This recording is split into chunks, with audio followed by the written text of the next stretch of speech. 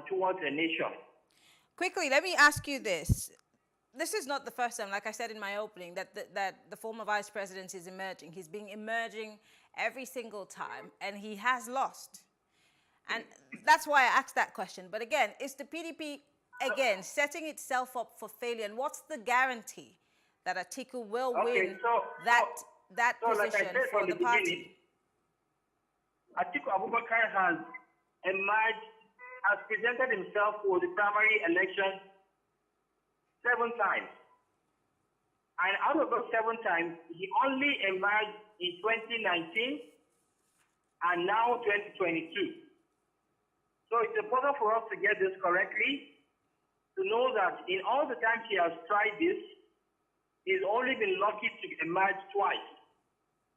In 2019 and then this time around. And those 2 times, he also was unable to win the general election. So I ask again, is the PDP setting itself up for failure?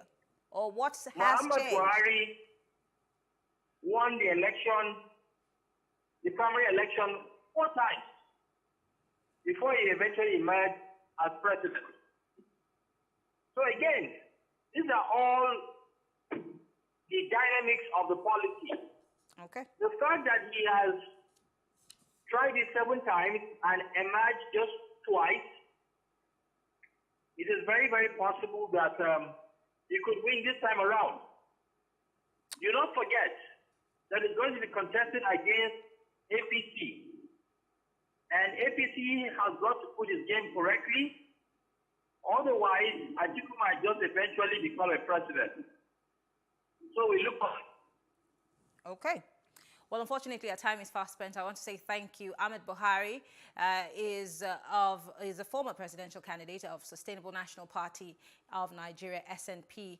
And, of course, Samuel Wanosike is the local government chairman of Ikwere local government in Rivers State. Thank you so much, gentlemen, for being part of the conversation. Thank you for having me. All right. Thank you all for staying with us. We'll take a quick break, and when we return, we'll be discussing the upcoming APC primaries and the strategies and plans it is going to be deploying for the coming election. Stay with us.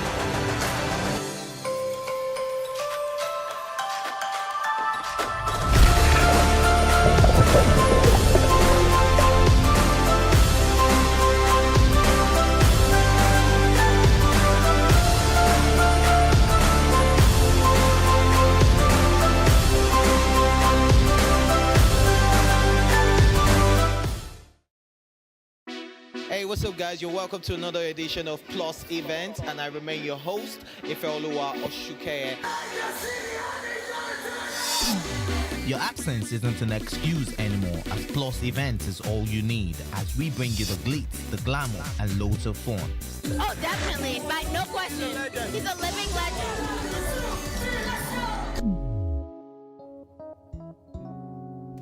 Oh, God forbid, Holy Ghost fire, I know. I just want to be blown away. I want to be wild. This is 11 years of doing it.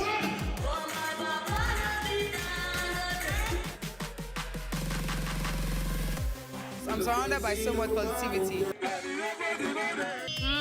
No, it's okay. Yo, what's up, my people? It's your boy Starboy Terry. You're watching Plus Event on Plus TV. Stay glued to Plus TV Africa every Saturday and Sunday, 4:30 p.m. West African time.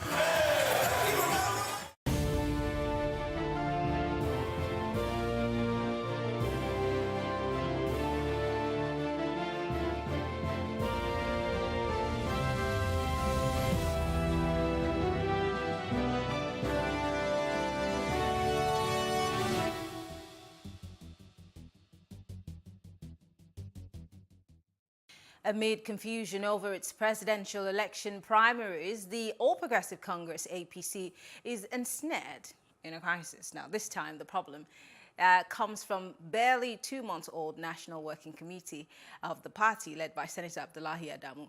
A member of the National Working Committee, National Vice Chairman, Northwest, Malam Salihu Lukman, accused Adamu of not implementing the National Working Committee's decisions. He said the party's chairman is using President Muhammadu Buhari as a cover-up for the former's inability to make a headway regarding the screening of presidential aspirants.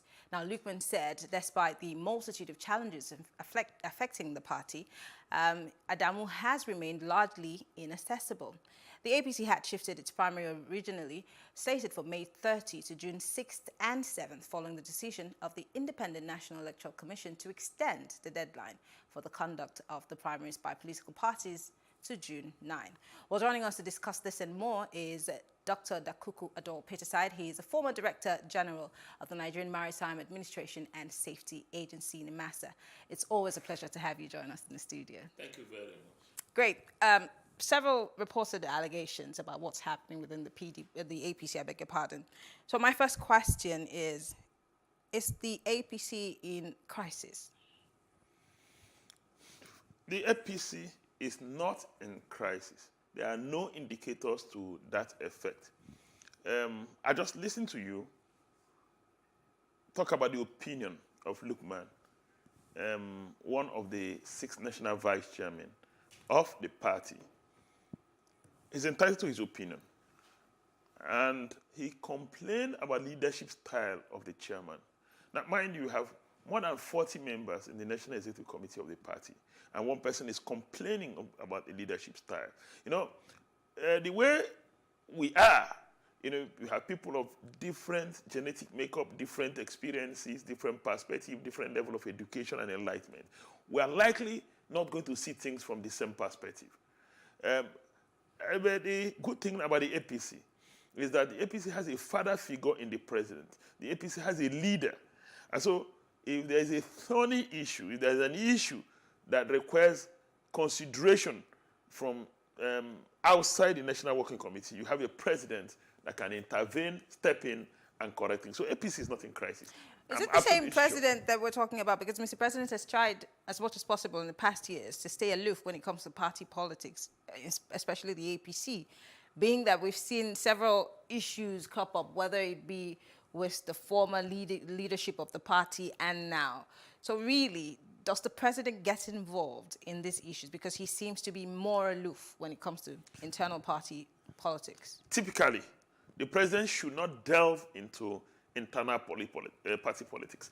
But from time to time, as leader of the party, as a man who is elected on the platform of the party, he's expected to intervene, if only for corrective purposes and stability of the party. Interesting. Now let's take a look at the number of presidential hopefuls within the party. It's a record number this time around, and we see very interesting people, you know, in the run-up. But then, when you look at the political weight and structure, the prowess of the people who have, you know, put their hats in the ring and say they want to, you know, run, what should be the deciding factor for choosing, you know, a flag bearer in the PDP? For you who's been... In the PDP or the APC? In the APC, I beg your pardon. For you who's been a member of the party for this long, I mean, if it comes to that, if it comes down to delegate systems, because we're not certain what the APC is going to go by, whether you're going to do a consensus or you're going to have to use the delegate system. But if it comes down to the delegate system, what should be, because I just asked the same question to my former guest, what should be the consideration of these delegates, being that they're the ones who decide who we, the voters, get to vote for at the end of the day? All right, thank you very much. If it comes down to delegate selection, or what you call indirect primaries, and I know it will definitely be indirect primaries for the APC, I think that there'll be 5 topmost considerations. The first one is capacity or competence to govern the country. That's one. The second one is that you need to win an election before governing the country.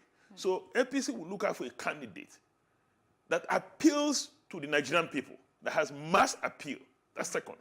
Third, the party will look out for a candidate, and it relates to the number one, the candidate that can implement the manifesto of the party. Now, a party runs on a thread that will have a clear vision of what we want to do in the country, how we want to change the country. And a presidential candidate that will ultimately be elected as president of the country should be the chief driver of the implementation of the manifesto of the party. So the party will watch out for that. Then the fourth thing a party will watch out for is somebody who is able to unify the diverse interests in the party. There are usually multiple interests in the party. Whereas there may be some ideological bonding. Even in other advanced democracies, if you have Democrats, you have those who are far to the left and those at the center. If you have Republicans, you have those far right and those at the center. So you must watch out for that candidate that's able to unify divergent interests in such a way that it doesn't affect the implementation of the party manifesto and ultimately the delivery of services to the Nigerian people. Then the party will also watch out for whose personal qualities will help the party win the elections. Charisma, integrity, experience, background, totality of all of that will stand a candidate out or an aspirant out so that the party can elect him a candidate. I'll start with the last thing that you said. Integrity, trust. Charisma, experience. Yes. These are some of the qualities that were sold to us as Nigerians when President Buhari first came. And a lot of Nigerians cast their votes based on these qualities that you have listed. And you also talked about other things, about, being able to govern, bring change to Nigerians. Can you really say that Nigerians or the president, the Buhari administration, has lived up to those things that you've numbered out this evening? Because these were almost similar to the things that we heard when the president was vying for this position. So I would really want to hear what these candidates will say, because if they're saying they want a better Nigeria, will that be saying that the president didn't give us the better Nigeria that we were hoping for? And does this not make his presidency look bad? In absence of a survey, we cannot say that this is the unified position of Nigerians. Well, the position of Nigerians about the Buhari presidency is as divergent as we have diverse ethnic groups or diverse people in the country. You can engage a man, he will tell you that nobody in the history of this country has done well like President Buhari in the area of infrastructure. You can engage another person, he will tell you that if not for the coming of President Buhari, our security situation would have deteriorated to such a way that would have, to such a point that would have been a failed state by now. That Buhari simply arrested the crumbling of our security architecture. Has he? Really? I'm telling you that I'm curious to know how the president has. You're not taking a census to arrive but we all see the level of insecurity that we're facing in the country right now, as opposed to what it was. How has President Buhari arrested issues? I mean, let's talk about the latest of it all, the train tragedy. I remember when that tragedy happened. And up till now, I mean, we've had insecurities over and over, but this one hit really close to home. How has insecurity really been arrested by this government? Because I would really like for you to explain to every other person who's watching and why we should say that the president has arrested the situation.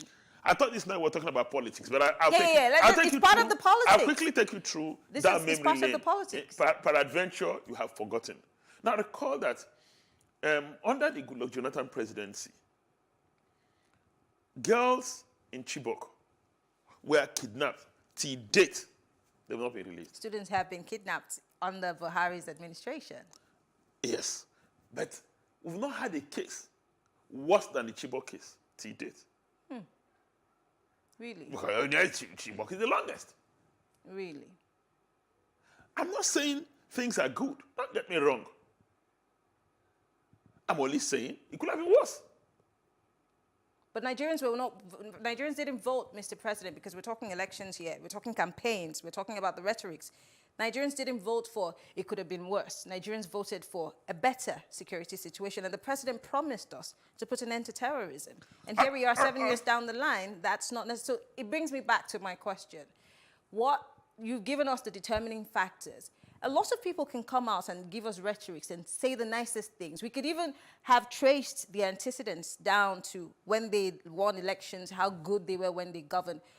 But when it comes to 2022, or let's say 2023, Nigeria has changed.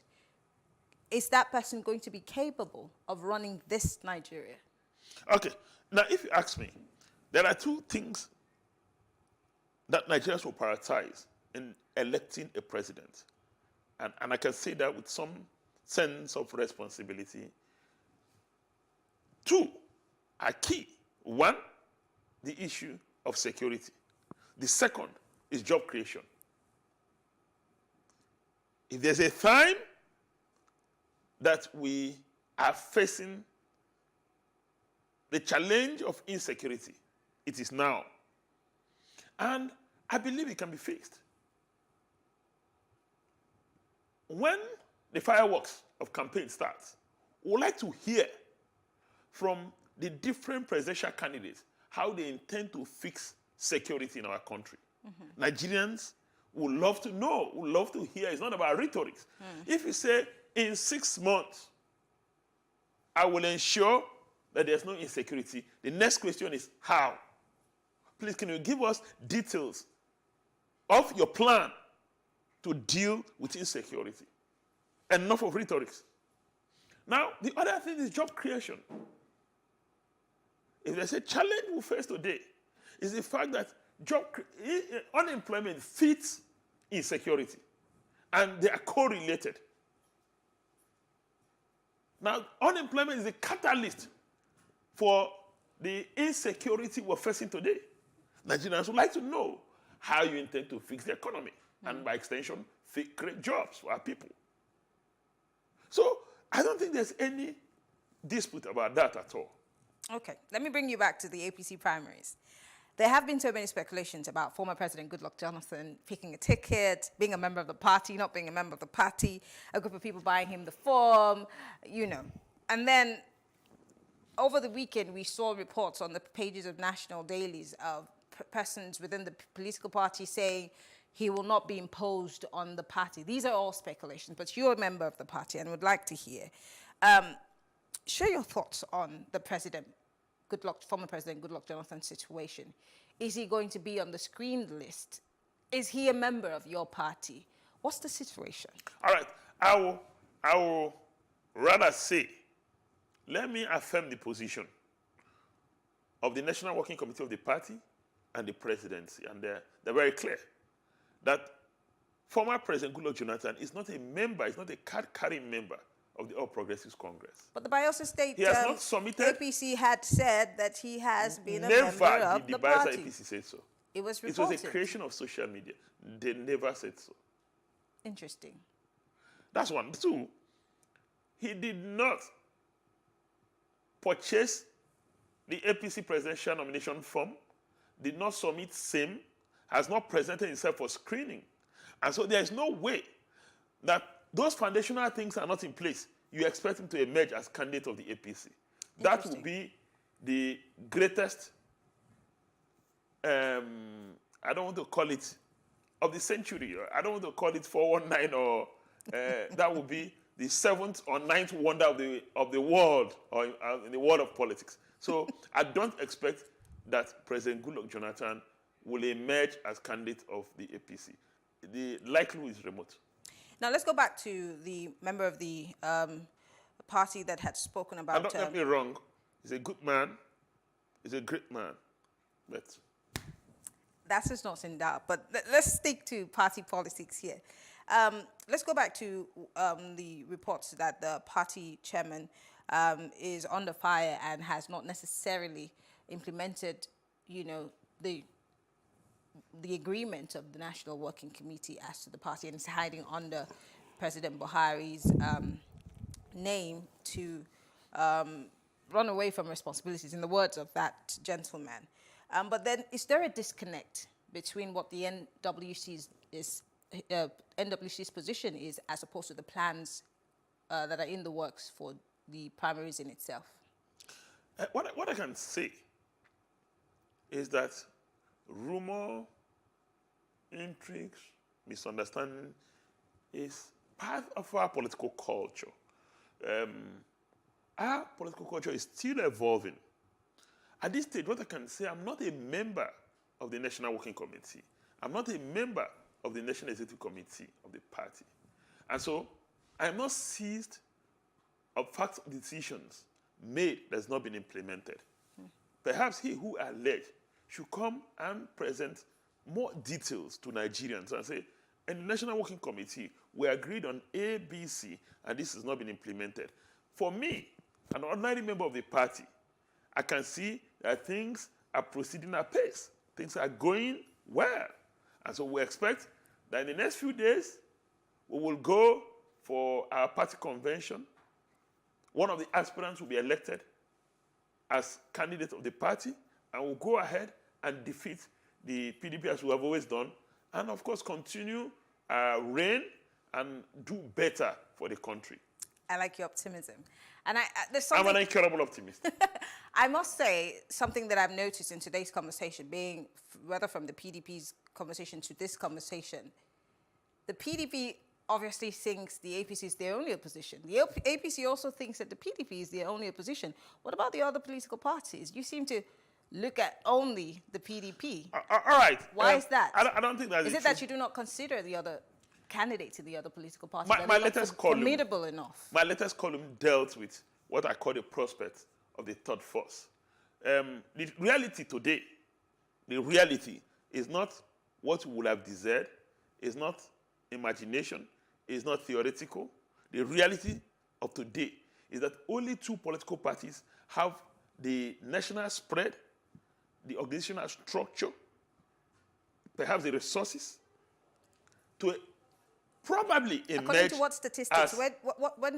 Where did you get this? Have you done a recent survey of sorts to make you certain that the Labour Party does not have the spread of the PDP?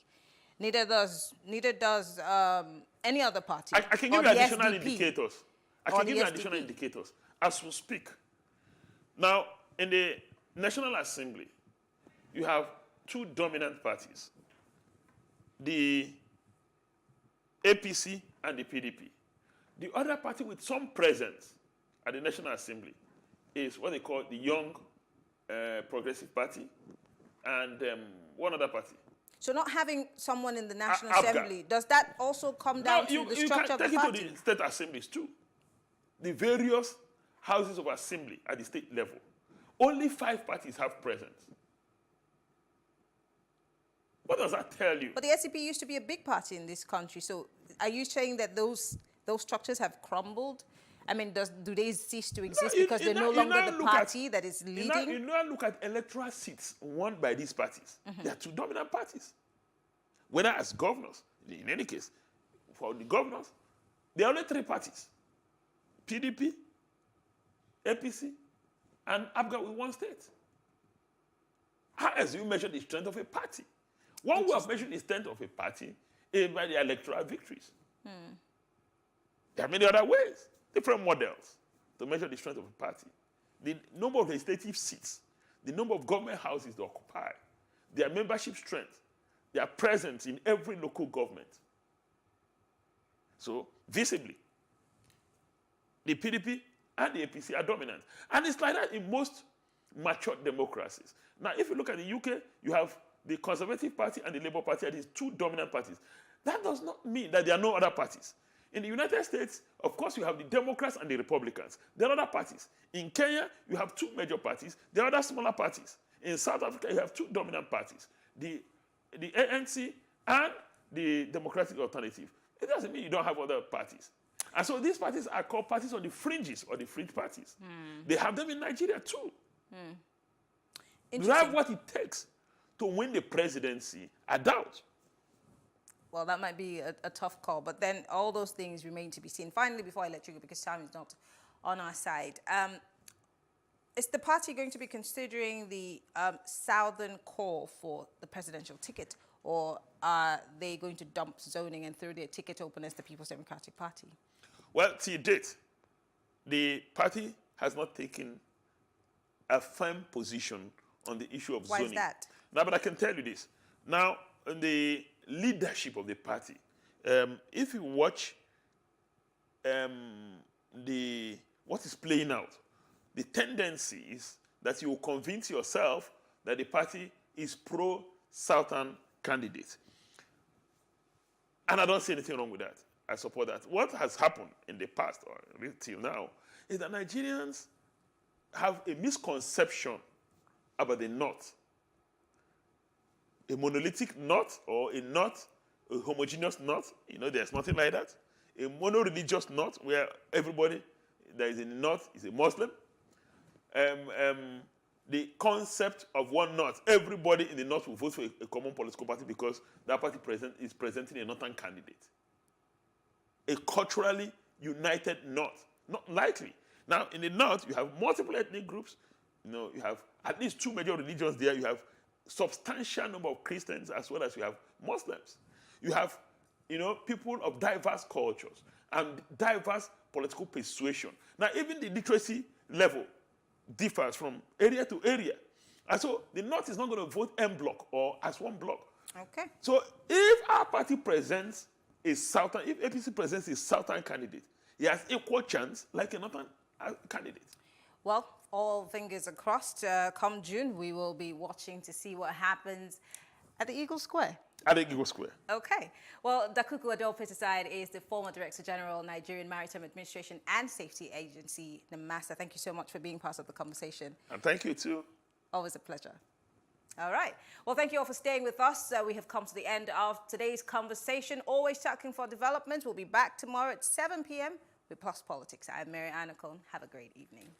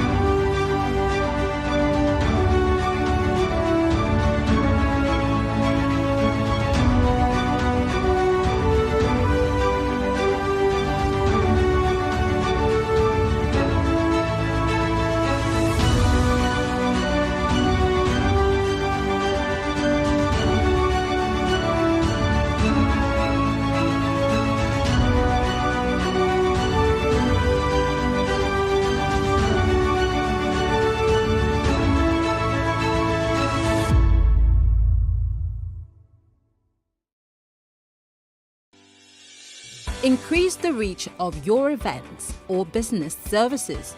To advertise on Plus TV Africa, please call 0906 000 5719 or 0909 040 8408 or send an email to marketing@plustvafrica.com. Plus TV Africa. Big stories live here.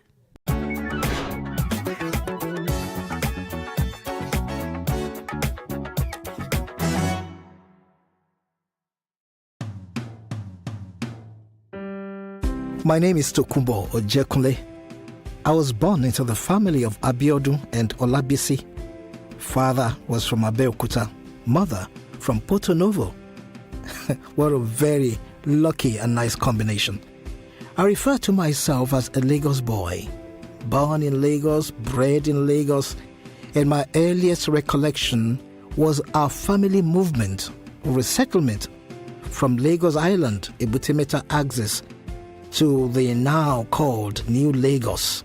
New Lagos included Shita, Akerele, Bankolemo, Olawale Daudu, Adinro Ogunsoya, Adelabu, Ogunlano Drive, the coarse-rulery.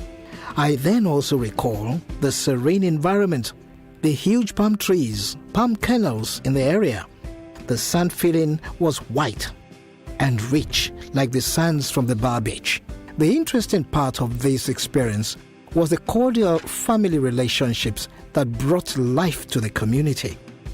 There was communal love, deep affection, devoid of ethnic or religious feelings. The clean drainage that ran through the community was quite enticing. We would either take a swim or decide to fish. Yes, fish. As kids, we were not spared the knocks, the floggings, and all the forms of reprimands attached to our usual rascally habits.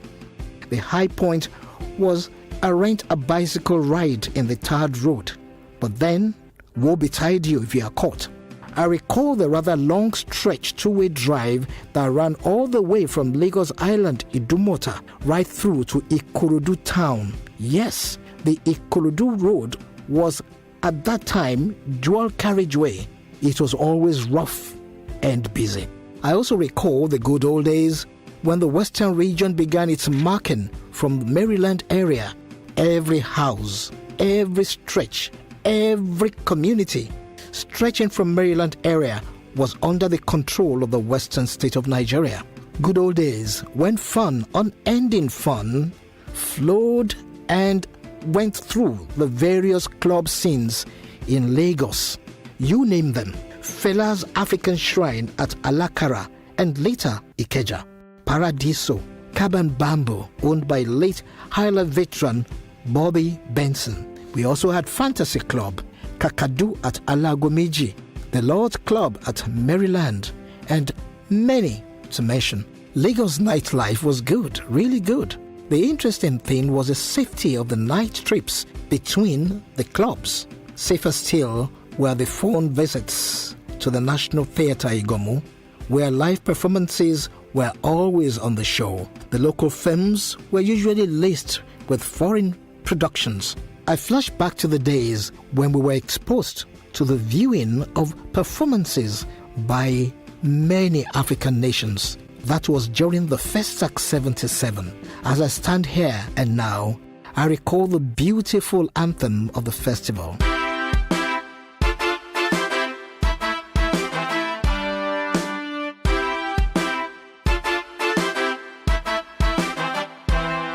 Can those days really come back? But hey, they still remain indelible in our minds. As we reflect on the good old days, the best days ever, I look forward to better days ahead when our children will be greater than us. Our story will be better told. I join Shimori Badijo in this collective drive towards a greater tomorrow.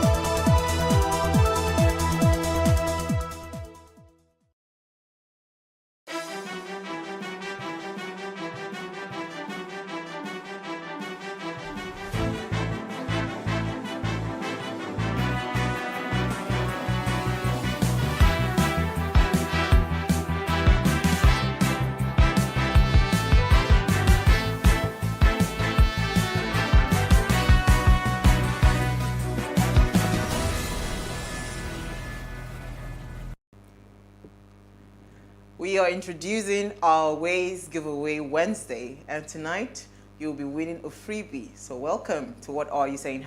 #Ways, where we talk about topics in the news as it affects us all. I am Osayome Sale, and tonight I'm joined by the delectable Isi Vakome of Folile.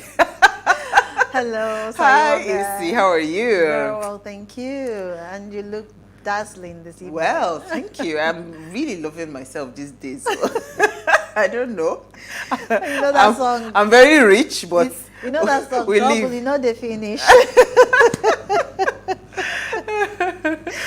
So we're taking that into cognizance. I'm you telling we just have you, to take the it problem a I step have at a with my time. look is that when I tell people I'm broke, they cannot believe it because your look does not look like That's not reflecting how your pocket is. I've told God, I said, God, you understand that some people are not cut out for for being broke.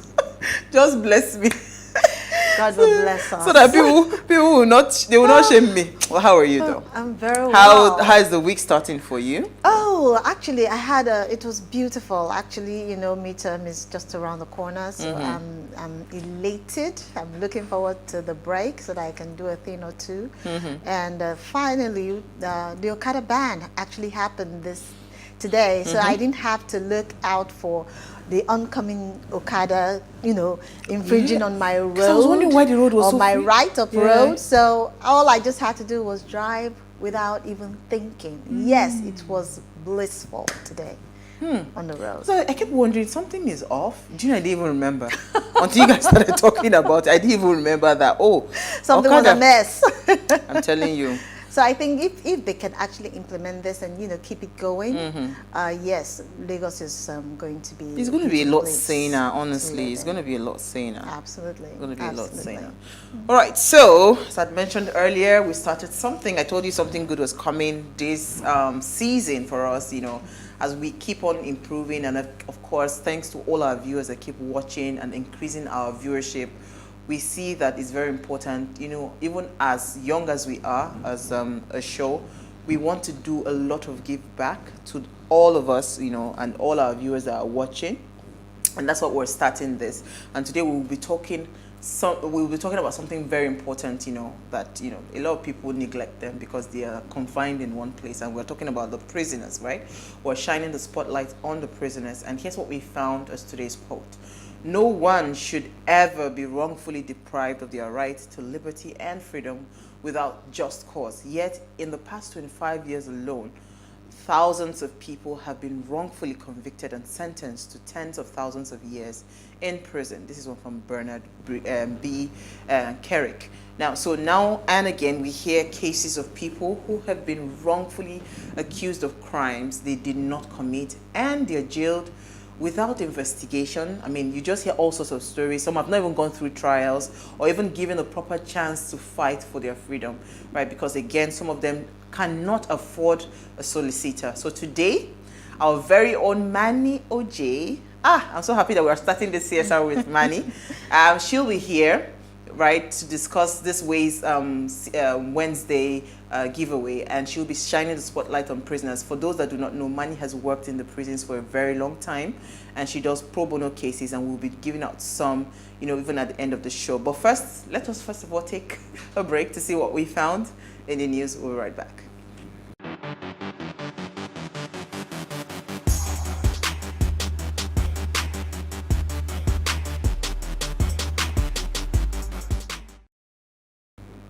You are still watching Ways. Now, since the 1980s, the important role of the family has increasingly come to the attention of the international community. The General Assembly adopted a number of resolutions and proclaimed the International Year of the Family and the International Day of Families. Now, emphasizing the critical role of parents in rearing of children, the Global Day of Parents recognizes that the family has the primary responsibility for the nurturing and protection of children. Now, for the full and harmonious development of their personality, children should grow up in a family environment and in an atmosphere of happiness, love, and understanding. Now, designated by the General Assembly in 2012, Global Day for Parents or of Parents provides an opportunity to appreciate all parents, right? Their selflessness and their selfless commitment to children and their lifelong sacrifices towards nurturing this relationship. So this is for all the wonderful parents out there taking out time, to really raise children. Because see, a lot of people, you see them today, you will know that the foundation, we talked about parenting on, we just talked about raising children on Friday. It was interesting, it was Manny and I that was we were on the show. And I remember how I actually, a huge chunk of my life, I sacrificed I didn't work, I didn't do nothing, just to be there for my children. And I'm actually seeing the impact of that, right? So if you can, you know, it's not everybody that has the luxury to do that. I had the luxury to do that, right? Now, that's why when people say go and have a child, I say, see, I cannot dedicate my time, the way, attention. Yes, and attention, the way I would have when I was raising. So it's difficult for me to think of having another child. It's not even going to happen, right? Now, you know, when you're talking to individuals today or our generation, most of them keep talking about being an intentional parent. And, you know, being intentional is not just about you giving birth to the child, oh, I want a boy or I want a girl. The key thing is you look beyond what's the environment that child is actually being groomed currently. So yes, intentionality is crucial, just like you were intentional in grooming your children. It is also crucial that we also take something into cognizance that parents are teachers.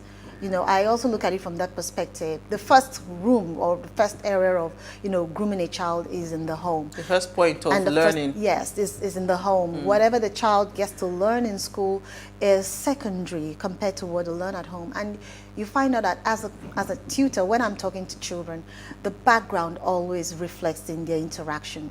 So if you're talking to a child who is in an environment where they have less intentional parents, you know, it actually reflects in the child's being. So yes, I totally agree with you, and I totally agree that happiness is crucial when you're bringing up a child, because if a child isn't happy, the child will not grow into a wholesome individual. Yeah, a wholesome adult. Yeah. Yes. All right. So, what did you find for us in the news? Okay, in the news, yes.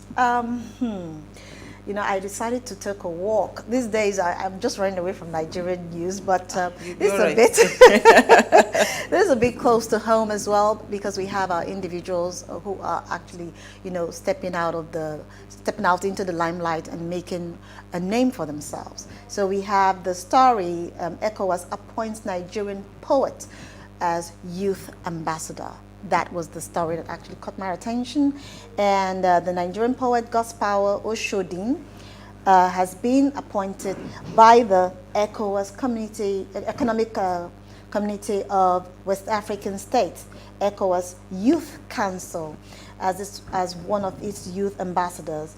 And this was contained in the letter to Oshodin by Emmanuel Williams, President ECOWAS Youth Council, on Tuesday. This was yesterday. Do we know what his job function would be there? The basic thing is that he is going to represent the youth, basically. And they actually pick different individuals yearly to, you know, actually represent the youth, basically. Awesome. So yes, and this was as a result of the fact that he did a lot of commendable works as an advocate and relentless crusader. He's a relentless crusader of promoting entrepreneurship for African youth in Nigeria. So yes, he was actually recognized. Congratulations. For his work. Yes. All right, so my story is quite interesting because there's been speculation and speculation. I will still go into political matter because hey, it's the season.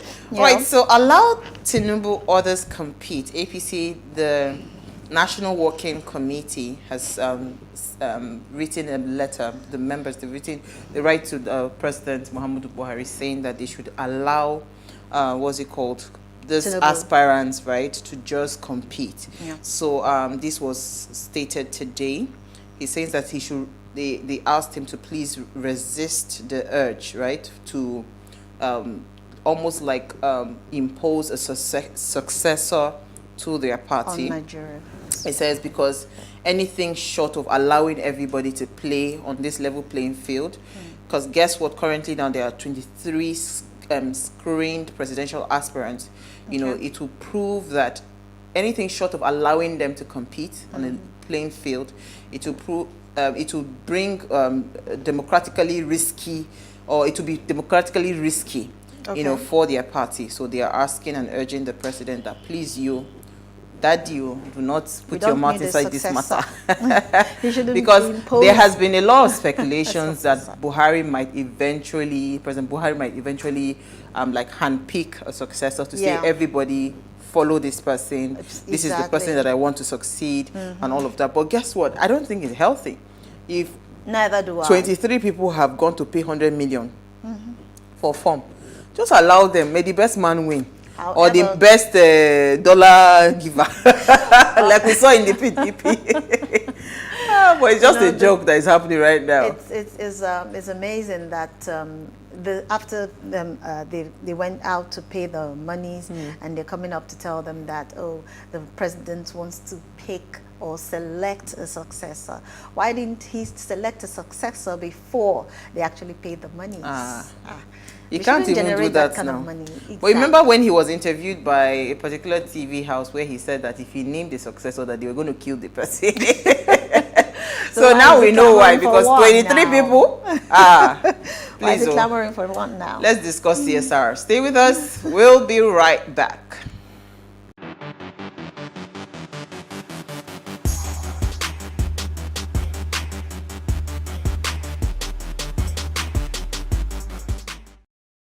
In raising our kids, parents should stop playing God. The internet is actually using the people. But when you are looking for money to help other people, then it becomes easy. Don't rush into marriage. I always say this. You rush in, you rush out. Family is the bedrock of every society and the essence of life. On Today with John and Helen, we dig deep into family values in every sense of the word. Join us every Saturday at 9:15 a.m. on Plus TV Africa, DSTV channel 408. With you, we play a part in strengthening the values passed from generation to generation.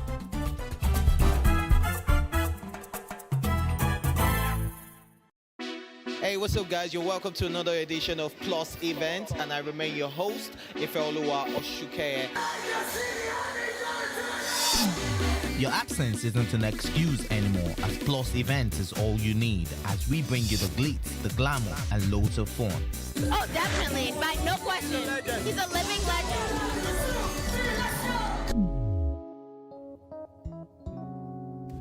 Oh, God forbid, Holy Ghost fire, no. I just want to be blown away. I want to be wild. This is 11 years of doing it.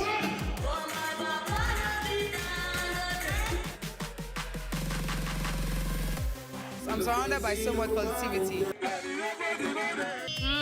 No, it's okay. Yo, what's up, my people? It's your boy Starboy Terry. You're watching Plus Event on Plus TV. Stay glued to Plus TV Africa every Saturday and Sunday, 4:30 p.m. West African time.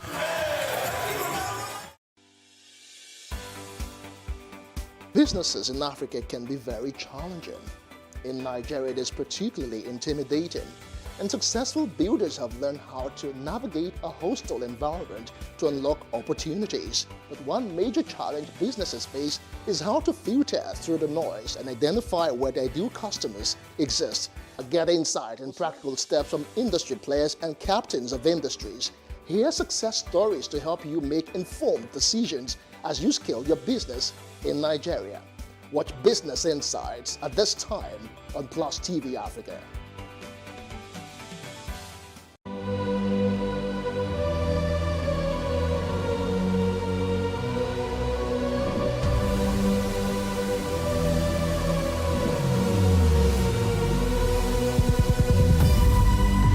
What we do not understand, we will stigmatize.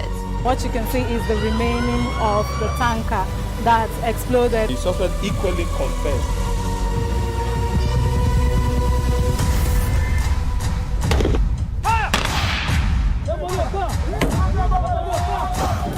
Now 500 naira they collect them. If you don't talk, then go beat you. Now 2,500 they pay.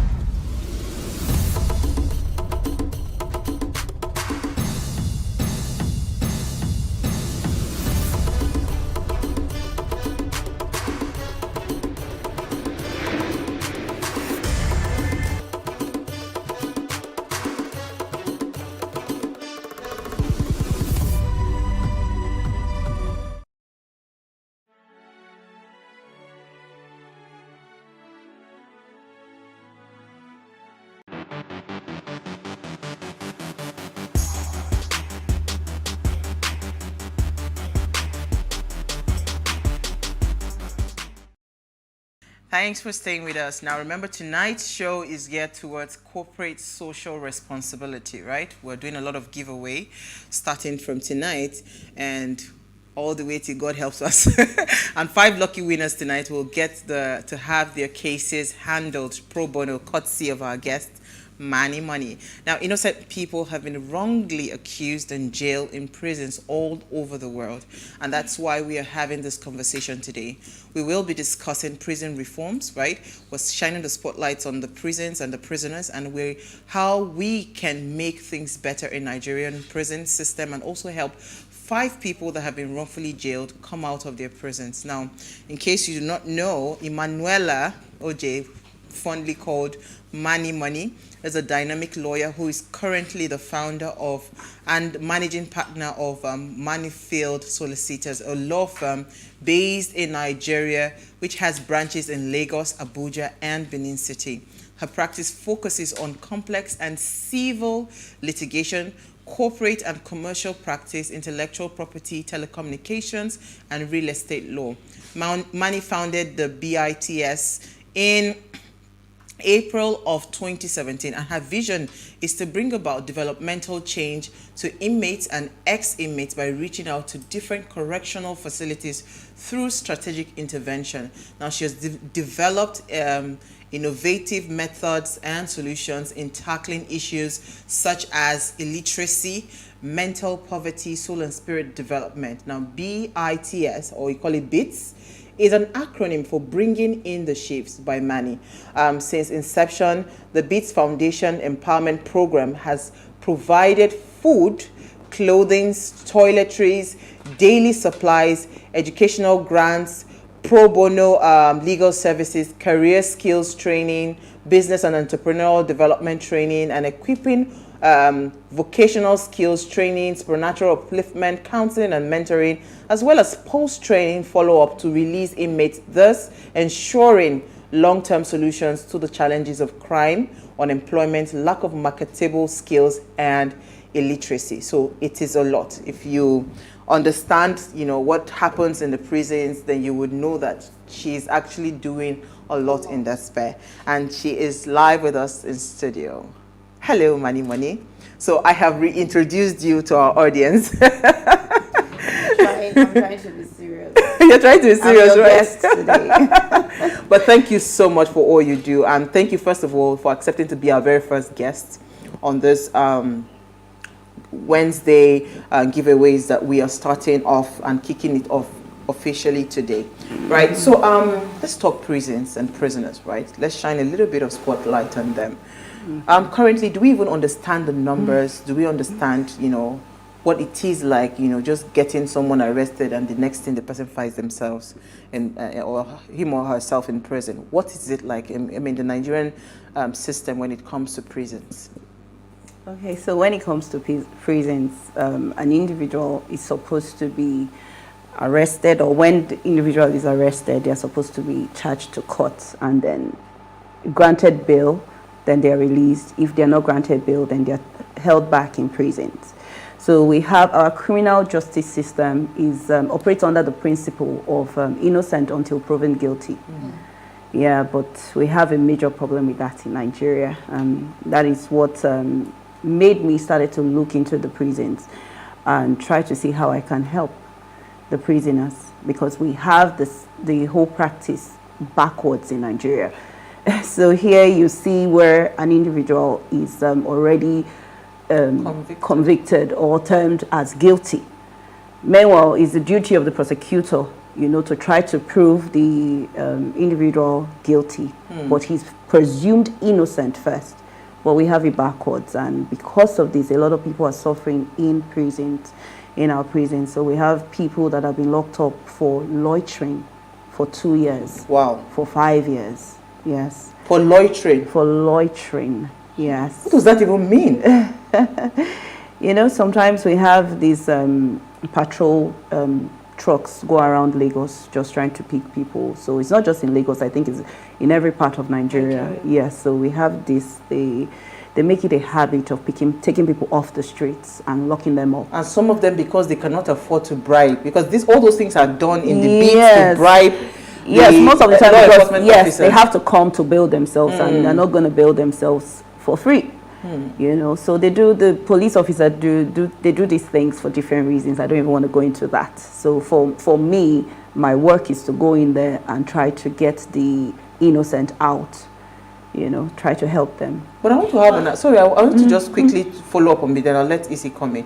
What is the average cost of even that bail, the process? Like, is it that expensive that, I mean, I'm assuming, this is me talking from a layman's perspective, that if I'm guilty for loitering, I'm sure my bailing fees should not be as high as somebody that's charged with murder or something. Shouldn't, you know, yes, shouldn't it be affordable? Yes. How expensive is it? When you talk about affordability, it depends on the class of people. You understand? It's relative. So some prisoners have been in prison for 3 years because they could not afford 50,000 bail. Wow. Oh yes, we have them. We have a lot of them. So it's not about the amount most of the time. Yeah, so because they can't afford the bail, they can't afford legal representation, they tend to stay in prisons longer than they're supposed to. Yeah, so that's where we come in. Okay, so if I may step in, when you talked about loitering, I actually remembered when my husband and I were still courting, and the police we went clubbing one night, and the police actually stopped us and said that they were arresting us for wandering, and it was so strange to me. But now that you said it, I think is a normal occurrence with them. So yes, but my attention is actually drawn to children, because there have been cases of juveniles actually being arrested and left in the prison cells to wallow in that condition. What is your take on that? Okay, so I'm not going to mention prisons because I go to different prisons in Lagos. Yes. But I was in one of them about 2 weeks or 3 weeks ago, and I saw juveniles in my classroom.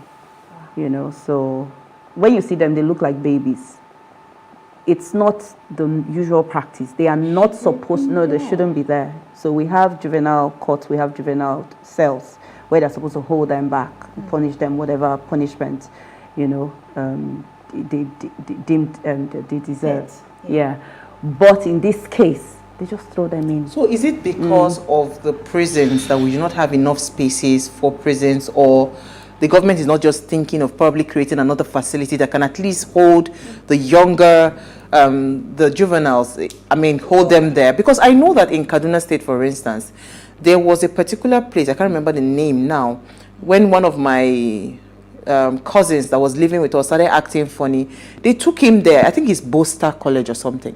It is for correcting young boys, right, that are going into, what's it called? That have probably like acting, maybe they have all this truancy behavior and all of that. They correct you. They don't take you to prisons. You know what you do there is, you know, you do all the cutting of grasses, do all like they do. Then they do, of course, yes, it's a correctional facility. Is it that we do not have those correctional facilities anymore in Nigeria? Why they would now carry, you know, juveniles and put them alongside, you know, hardened criminals? Okay, the truth is we don't have enough of them. Okay. So with the rate at which things are turning around in Nigeria, the crime rate has also increased. Escalated. Yes, it has escalated. Whether you like it or not, it has increased. So most of these prison cells were built, you know, during the colonial era. And they were built to accommodate about 50 people in a cell. So right now we have these issues with overcrowded cells because they are churning them in by the second. So nobody's going out. Everybody's just coming in and staying. Can you give us a rough idea of how many stays in a cell, like right now? If you say it was built for 50, what are you facing when you get to the cell? I can only give you a rough idea because I've not been inside their cells. So, but from what I've heard, you know, most of the people say is a cell for 50 now accommodates about 200. Maybe 100, 150, and they are supposed to do everything inside the cell. Ew. Wow. Yeah, so it's a terrible situation, but it even goes beyond the number of people in a cell. It goes, you know, it also affects what they eat. Yeah, it affects, it affects everything. Remember what you just said is you said they're supposed to be correctional facilities. Absolutely. These are actually reform centers. They are supposed to go in, then they assess them. Why did you commit the crime that you committed? They look at them and then try to help them, because it's a reformational facility. But no reformation is being done there. They're not being reformed. So let me break down. I know that the lady that actually committed murder, or is stated to have committed murder, she's yet to be, what's the word now? To be convicted. Thank you. Yeah. She's yet to be convicted. However, she's in a facility currently, and she hasn't been granted bail. Do you think that is right? Yes, that's I didn't want to call names. Now, do you think that is right? Then secondly, do you think that there's a difference between the male facility and the female facility? Is there a difference? Are they better treated? Because I know that she actually did some sort of beauty pageantry, then. Yes, and it was such a serious ruckus, yes. Yeah. Okay, so to answer the second question first, is there a difference between a male and a female? There's really no difference. It's just that the female cell houses females and the male cell houses the male. So there's no difference. They're just basically, yes, it's the same things that the men suffer that the women suffer. It's exactly the same thing, yeah. So for your other question, Chidima, why is she being held back? Yes. Is that your question? Yeah, because the investigation is still ongoing. They have not concluded. It's not conclusive yet. So she has to be there till it's conclusive. If they feel that she's a threat, then she will not be granted bail. It's okay in most cases, yes. You don't, especially in the murder case. Wow. Yeah. So it's legal for them to hold her down. Oh, yes. So I was going to say that because, again, it seems like people don't understand why we have overcrowded prisons. Because I heard stories around possession of cannabis for personal use. Simple assault, maybe you fought, simple assault, petty theft, traffic violation, reckless driving, vandalism, right? These are supposed to be misdemeanor. Yeah. So, and I hear that we have a lot of people currently in prison because of these cases. So how do we even start to at least look into those cases that we know that these are supposed to be petty things? Because what you're doing, leaving those people with hardened criminals, is that not even more dangerous to the society? Because they begin to mix, they rub minds, and all of that. Yes, well, I feel you, and it's something that actually also worries me, because you have people who have done, like you said, petty crimes. They've committed petty crimes, but they have to stay in the same cells with people that have committed murder, high theft, and then they learn a thing or two. So they come out of the system worse than how they went in. Yes. So most of the time it actually doesn't make sense, but it goes beyond the prison system. It goes into the judicial system. Our courts are tight. You have a matter in court. That is supposed to take maybe basically a month. It takes 3 years because they continue to adjourn the matters. So we have this issue with the NSAS, and they burn down our high court. So now we are constrained. We don't have enough courts to even sit to hear matters. So I think the system, our problem in Nigeria is a lot, and it's affecting our judicial system. So the judicial system, on a good day, is supposed to be one of the most important systems in Nigeria.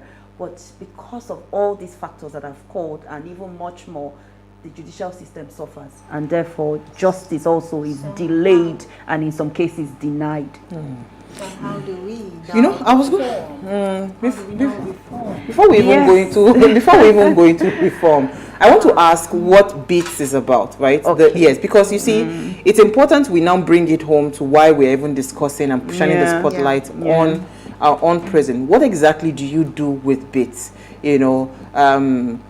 Bring it. What's the full acronym again? Bringing in the sheaves. Bringing in the sheaves. Yes. What do you do with BEATS? With prisoners. Okay, so and why did you tag them as sheaves? Oh, sheaves. Yes, oh, not really? sheaves. Not sheaves. Yeah, Okay. so it's Sheaves. a term that I got from the Bible. Yeah, so sheaves is like harvest, bring in the souls. Yes, I know. So yeah, BEATS, like you said, is an acronym for bringing in the sheaves by money. Yes. So this is an organization that helps prisoners. So it's a prison outreach. So like you said, we started doing this like 6 years ago, 2017, and I started this just to help the prisoners. So what we do is we go there every week. We go there every Thursday. So Thursdays is our day. We go there every Thursdays. We feed them like with food, real food. We also... Then we have some pictures here. Go ahead. Yeah, so we also help them pro bono services as well, because most of them have been there for years and they can't afford legal reps. So what we do is we represent them. So we just take them like 10 at a time. You know, if we have space, we take 20 and we just help them. We try to look for petty crimes so that we're doing them as fast as possible. We also buy things for them. We buy them their normal toiletries, their soaps, their sponges, sleepers. We buy underwear, like for the men, we buy the boxer shorts, we buy singlets for women, you know, the inner vest. We also help them with education. So we pay for JAM forms, we pay for GCE forms, we sponsor them, we buy computers for them, because there are some of them that are learning how to fix computers. So you must buy them enough computers to be able to dismantle and learn. Yeah, so we have some of them that are learning different skill trades. Yes, like vocational skills. So they're learning how to paint, they're learning how to bake, you know, catering, they're learning how to do carpentry work. They're learning a lot of things there, and we sponsor them, so we pay for them. What are your success stories? Oh, we have a lot of success stories. So there's one that is really, yes, there's a guy that is really close to my heart. I chat with him every other day. So he was convicted for murder. Yeah, because he was part of a cult, you know, but somehow he got out early. And since he got out, he started his schooling in prison cell, and he came out. He's been able to continue schooling. He's been able to open a barber's shop. He's been able to, he sells popcorn as well. So he goes to schools, different schools, to sell popcorn to them. And he's doing very well. So not just that, he's fully reformed. So we still have some good success stories coming out of the prison, even if we know that there there's every tendency. Yes. You know, I was listening to, interestingly, I found a video this morning, because every morning what I do now is that I try to take out about 30 minutes or 40 minutes of my time, just listen to a motivational story and find a way to relate it. And the interesting video that I found today was the guy that became a millionaire. Well, guess what? He started off with crime, you know, and he's been to prison. You know, so it was while he was in prison, what you're talking about when you fight in prison, that he fought for 4 hours straight. They had to take him to the solitary isolation and all of that. He met a white, solitary confinement. He now met a white guy there. This is a black man. He met a white guy there that started, you know, talking about like investments and all of that.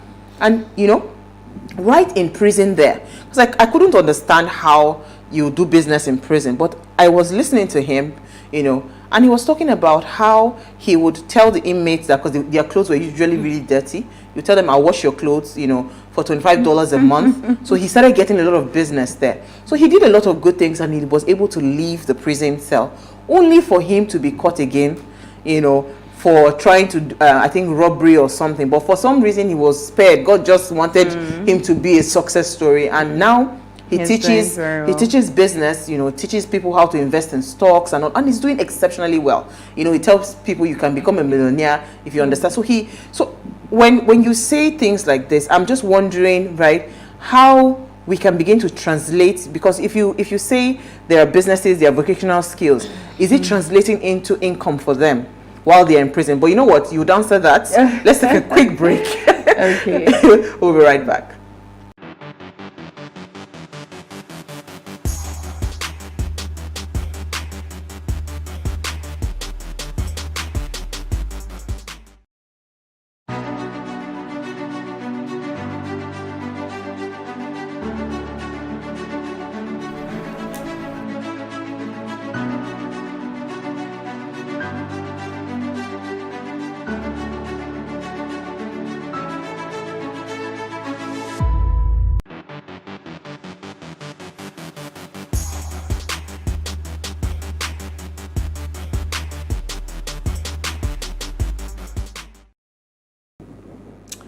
All right, thanks for staying with us. Now, if you just tuned in, is our Ways Giveaway Wednesday, and we're shining the spotlight on prisoners, and we have Manny Oj. You can call her Manny Money.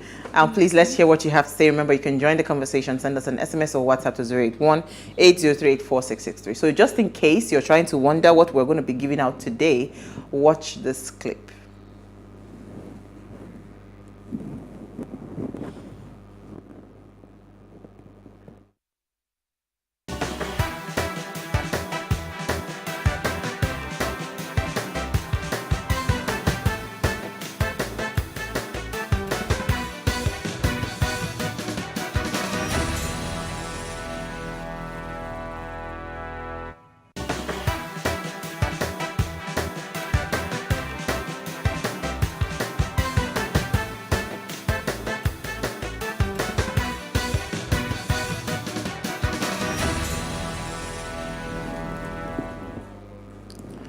So it's fastest fingers. So in case you know someone that has been in prison and, you know, there's no, you know, the person cannot afford, you know, a bail and all of that.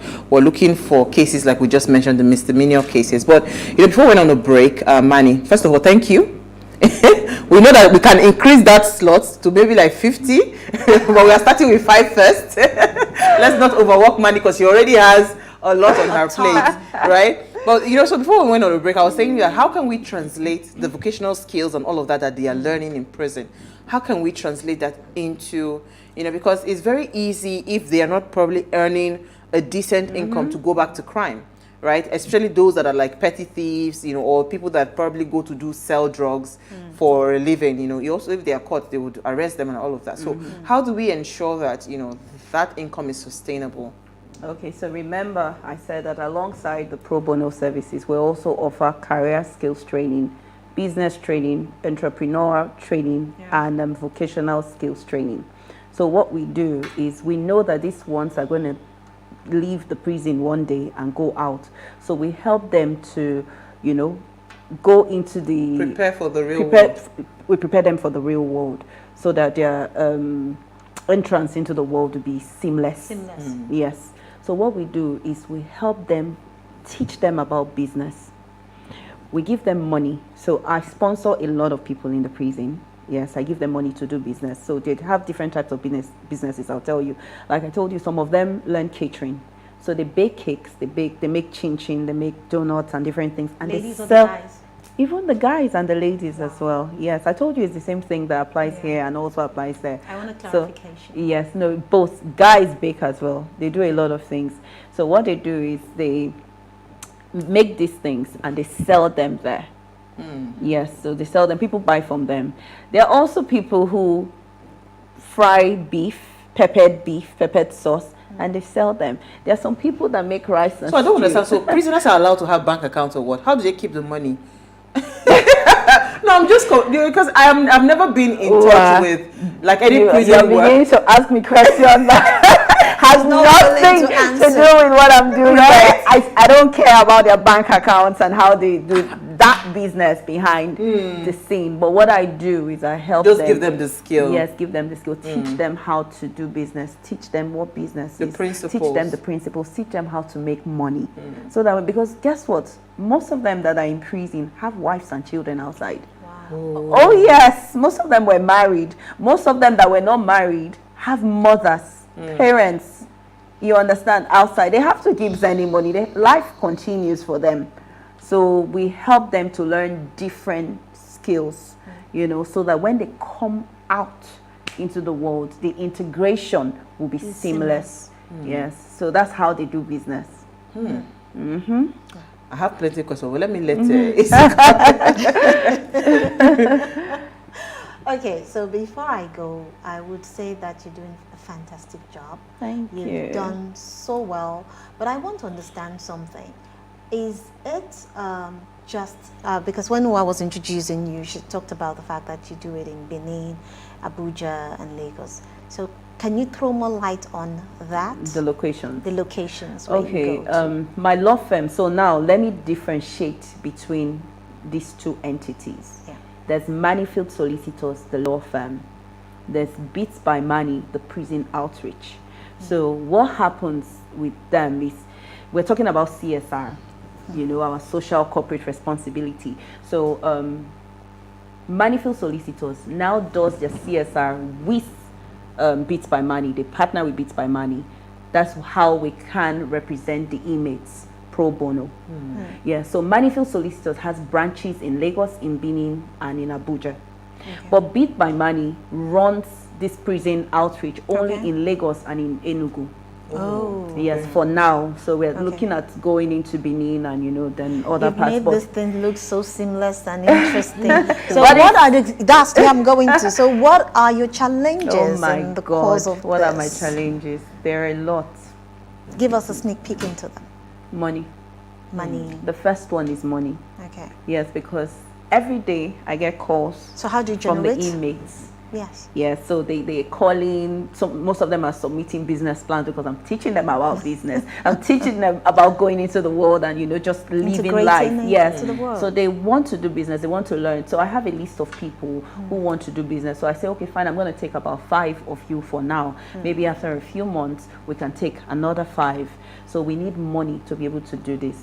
Then when we talk about even the pro bono cases, there were a lot of prisoners. Let me tell you the truth. The day that I went to the prison and I saw so many juveniles in court, I was like, oh my God, you know what? All of you come out, write your name on the list. I have my lawyers coming immediately. And that day, I had 2 lawyers go to prison to take their names and try to get them out.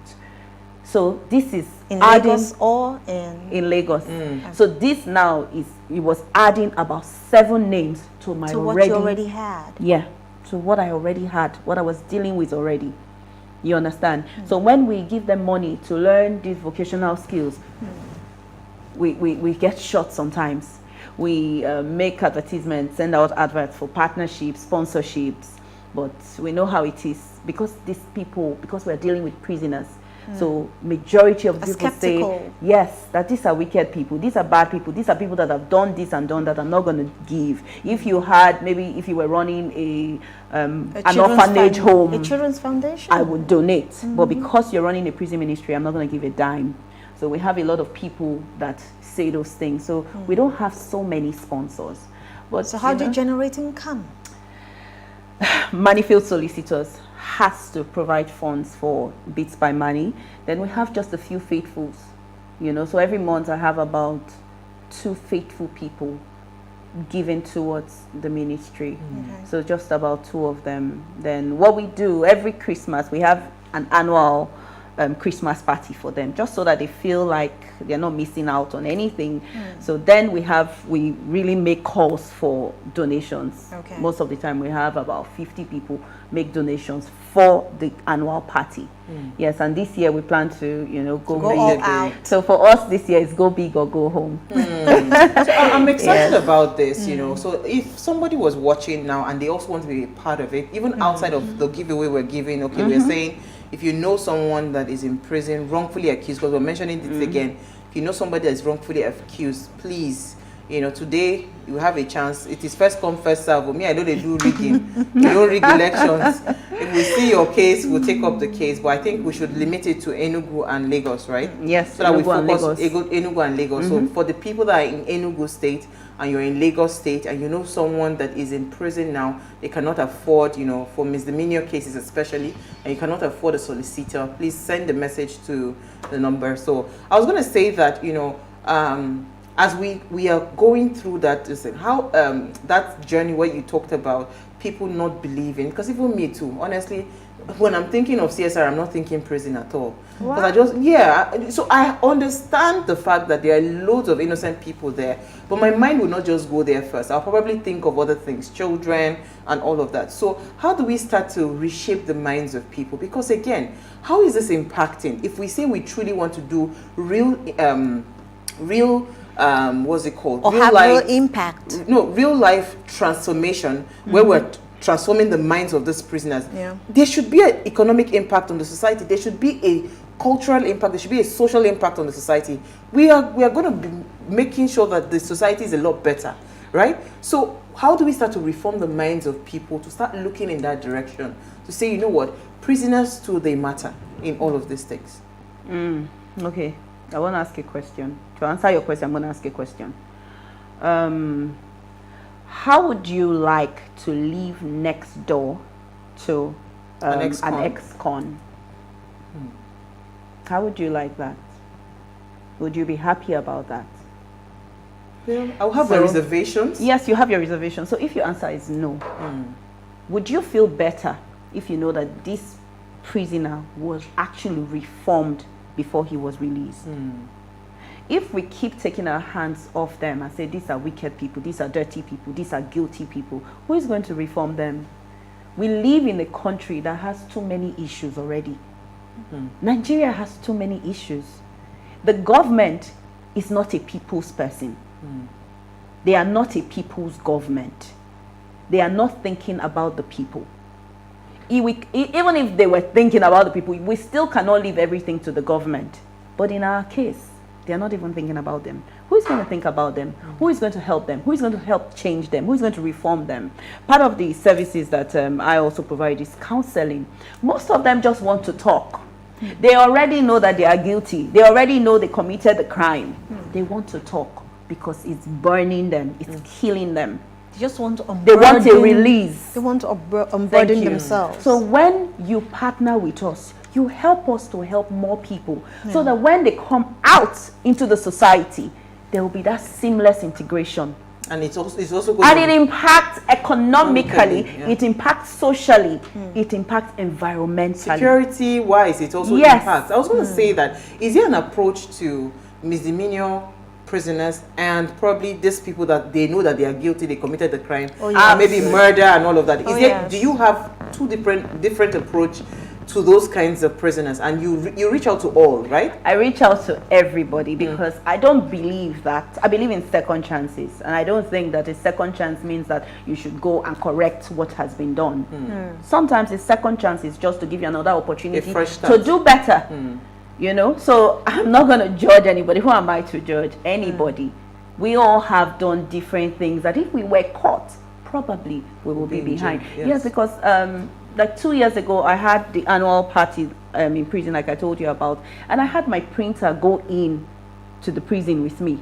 He wasn't even supposed to come in, but he brought some of the t-shirts because we print t-shirts. If you go to some of the prisons now, you will see Beats by Money. The prisoners, they're all wearing my shirts, Beats by Money. So he brought the things very late. So he just helped us to pack in and run in.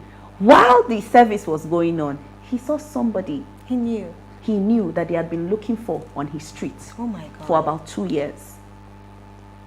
So, you know, he was like, I know that guy. That guy lives in my area. We thought he was dead. They've searched for him. They didn't find him. You know, and because of that, the guy could come out and, you know, he saved somebody because he went in with me. So there are just a lot of things that we do with these people. So it's in the best interest of the public to even partner with us because we help to bring these people into the society change, because we not only, I talked about pro bono and helping them with businesses and, you know, counseling, we also do spiritual reformation, spiritual transformation. So we teach them the word of God. We teach them, because most of these people are coming in without any values, without any morals. You understand? We know that there's a big, huge disparity between the haves and the have-nots in Nigeria. So the ones that don't have, they have no education, they have no skill set. What do they have in Nigeria? What do they have going for them? So the easiest thing for them to do is go into a life of crime. So what do you do with these people who have no moral values? You have to teach them. You understand? So we do a lot of, we invest in them. That's the only way they will come out reformed. And so from 2017, every Thursdays we're in the prison. It's actually, that is dedication and commitment. Yes. If I didn't think I was a dedicated, loyal person, this outreach has shown me another part of myself. I'm motivated by love. I'm motivated by compassion. You know, so when you see most of them, I've had someone hold my hands and cry and tell me that I killed the person that I'm being accused of killing. And he cried, and I held his hand, and, you know, it's just something you see a Are you human not scared being. that they will attack you or I'm something? not scared at all. I go inside. Most of them call me the king of boys. Unfortunately, we can't show you pictures of yes, we can't show you because in prison you're not allowed show, to take pictures. So the few pictures that we flashed, were just, the ones that. But there's one of the inmates, they just show them from the back. So you're not supposed to take their pictures from the front because they have families and they're not trying to stigmatize them. Yeah, so we have them show the back of it. So I'm motivated by love. I was going to say to you that outside of, so all of the things that you've done, what would you speak to with employers? Because I know that, for instance, that when people come out of prisons and they say, oh, I'm an ex-con, as an employer, you'll be a bit jittery, to what's it called? Employ them. Those kind of people. So what would you say to employers, that, at least they have the capacity to be able to employ those kind of people? Okay, what I would say is sensitize the public. Sometimes information is key. Knowledge, they say, is power. Sensitize them. Get the inmates to have someone reference them. I can actually reference some inmates. I have gone through your program. I cannot reference some. You understand? So I have some that have been released. I don't even want to have anything to do with them because I just think they're not reformed. They're not repentant. I don't see any remorse in them, and I believe they will still go out and commit the crime if given an opportunity. But there are some of them that I can quickly, in a hurry, reference. Wow. So I would say that for people that are looking for jobs, all they need is a reference from someone that is respectable, and then the people outside employers just need to know that these are human beings who have made mistakes. So if you believe in second chances, then you hire them. You can watch them for a while. That's up to you, but you can, just help. So the question that Isi had asked earlier, that I said we should suspend till much later about, reforming our prisons. What would you say about that? I would say that I am an advocate for prison reform. So I've actually written articles, on prison reform, and I am trying my best to try to push it. You understand? Because we are hungry for prison reform in Nigeria, especially when we know what can happen if this reformation is not done. Can you, since you've written a lot of articles on it, can you give us a quick nuggets on, 2 or 3 points that they can actually use to reform prisons? More space. We need more space. We need to decongest our prisons. You understand? There's so many people that are not supposed to be there. Get them out of there. Get them out of there. You understand? Imagine the one that I told you about that was in prison for 2 years, that he thought he was dead. He was loitering. We have people, excuse me, we have people, like you said, that they were in possession of cannabis. For personal use. Personal use means in small quantity. Yes. If they're in possession of commercial use, large quantity, we say, okay, fine, they have to do the time, 5 years, 10 years. But in small quantity, let them go. So do you think the police has a huge role to play in all of this? Because they wouldn't have ended up in that correctional facility. They have a huge role to play, because most of the time, like 3 weeks ago when I saw the juvies there, I went to talk to some of the prison warders, like, what are these guys doing here? They're not supposed to be here. The prison warders are tired of the police. They said the policemen keep just bringing them, piling them in, and they tell them, we don't even have the space. They say, just leave them here first. Oh my God. So we have to address this issue. I was going to say finally, because we ran out of time. We were having fun. I have a comment. Yeah, you have a comment. Just hold on. I was going to say that, now you're making me to lose my question. But the question is, how prisoners, people look forward to going to jail in abroad, because prisoners are treated with dignity and respect, right? Shouldn't that be part of what we're considering, even with, as we're even looking forward to a new presidency, a new government, a new dispensation? Can we achieve a decent lifestyle for a prisoner? Is it possible? Is it achievable?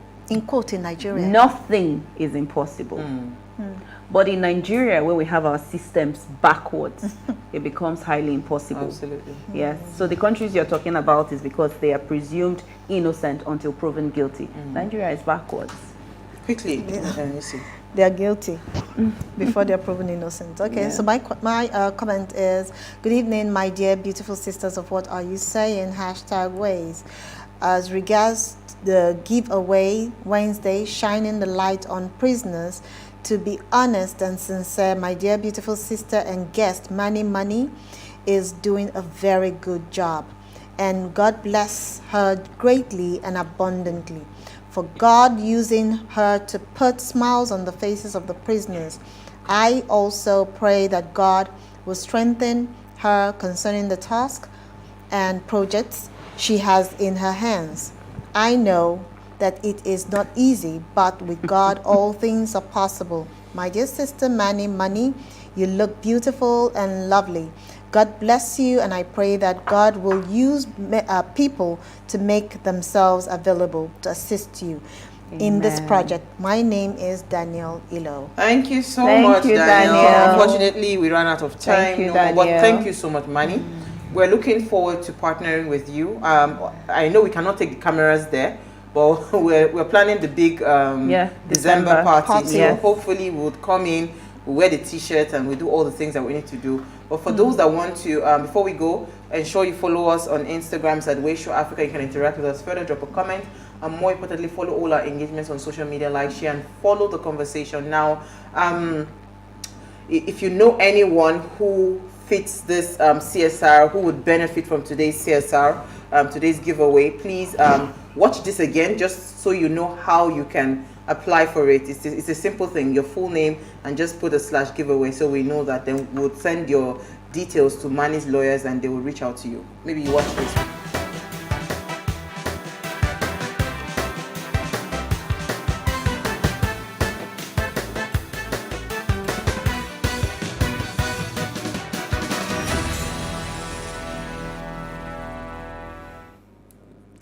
Now, if you missed today's quote, here it is again. No one should ever be wrongfully deprived of their rights to liberty and freedom without just cause. Yet, in the past 25 years alone, thousands of people have been wrongfully convicted and sentenced to tens of thousands of years in prison. This is a reality that we are facing, and we are hoping that, this is just the beginning. We are also doing our own part. If you want to partner with us, just reach out to us as well. We'll see you guys live at 8 p.m. tomorrow as we bring another great conversation to your screen. Enjoy.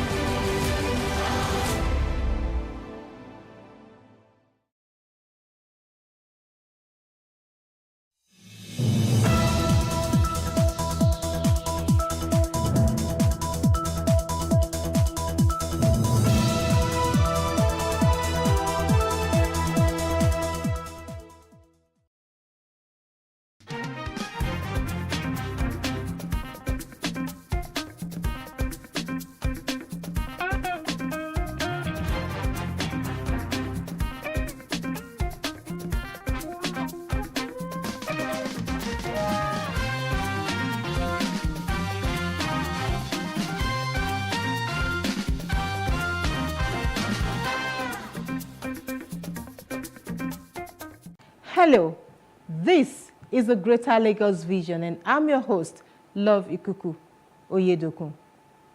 Since assumption of office in May 2019, Governor Babajide Sanwo-Olu has maintained his commitment to ensuring safe mobility of residents and ease of doing business in the state. This was demonstrated through the official launch of a security-fitted apparatus, Safe comfortable and modernized taxi scheme, codenamed LagRide, with a rollout of the first batch of 1,000 brand new GSC automobiles at the State House in Alausa, Ikeja. The ride-hailing taxi initiative, which has been operated on a lease-to-own basis, is a component of the state government's multimodal transportation blueprint being executed under the traffic management and transportation pillar of the FAME's agenda of the Sanwo-Olu administration. This is the Greater Lagos Vision. Welcome once again. I'm Love Ikuku Oyedokun.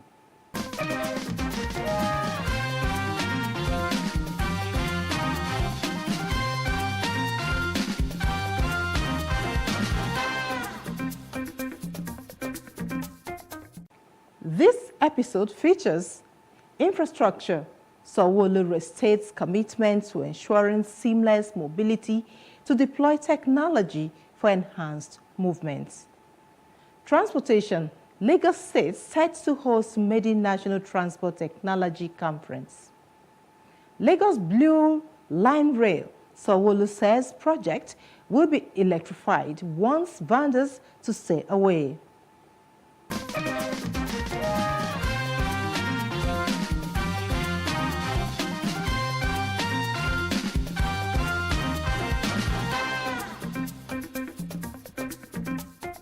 Any city without a fully functional infrastructural system will suffer a setback. As such, engineers must be well trained in order to bring to bear their professional attributes to the growth of the nation.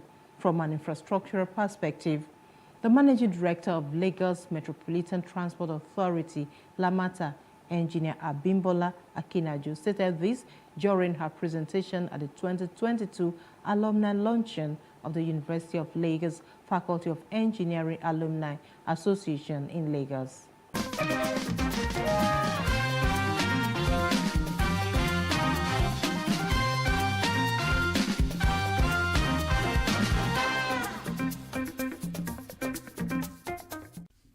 It was a reunion, a veritable networking opportunity for the alumni of the Faculty of Engineering, University of Lagos.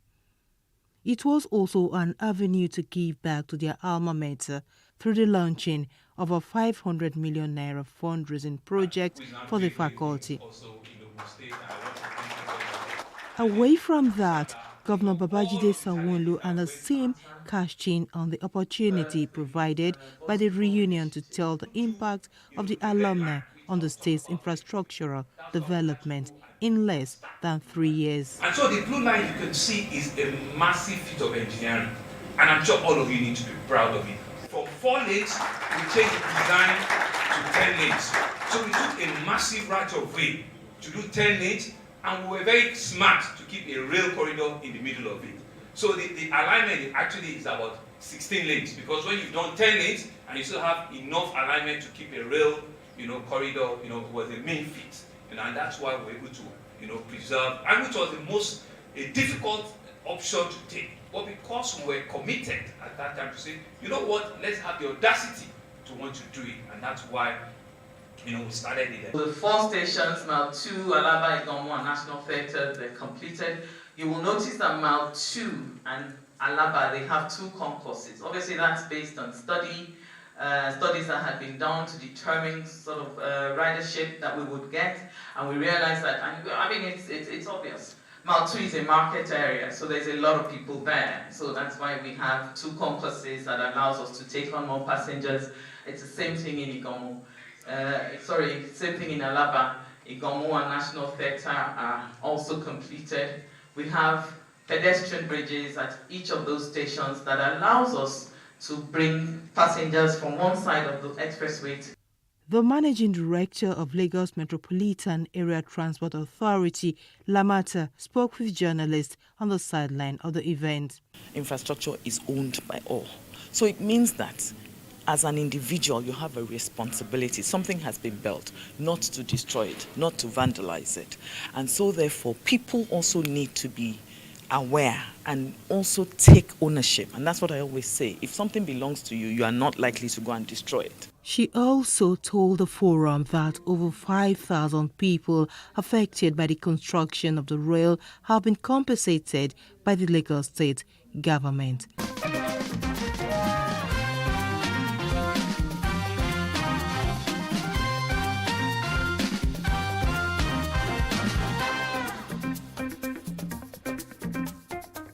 The Lagos Blue Line Rail on completion will be running on electric tracks with electric motor vehicle EMV, and as such, citizens have been warned to keep off the train lines. Handing down this warning shortly after inspecting the Blue Line Rail, the Lagos State Governor Babajide Sanwo-Olu assured Lagosians that the completion date of the two rail projects remains.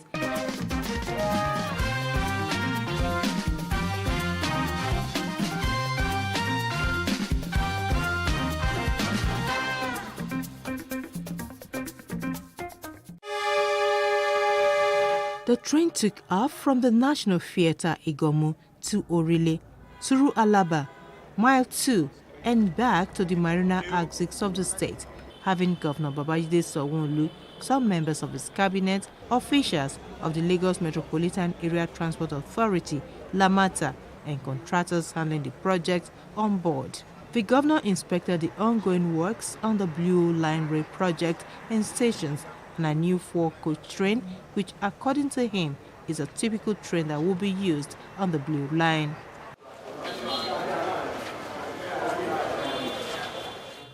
He expressed satisfaction at the pace of work, maintaining that the project will be delivered on schedule. Sanwo-Olu was unhappy at the level of vandalism along the rail corridors and warned perpetrators to desist from such acts. There are electric trucks.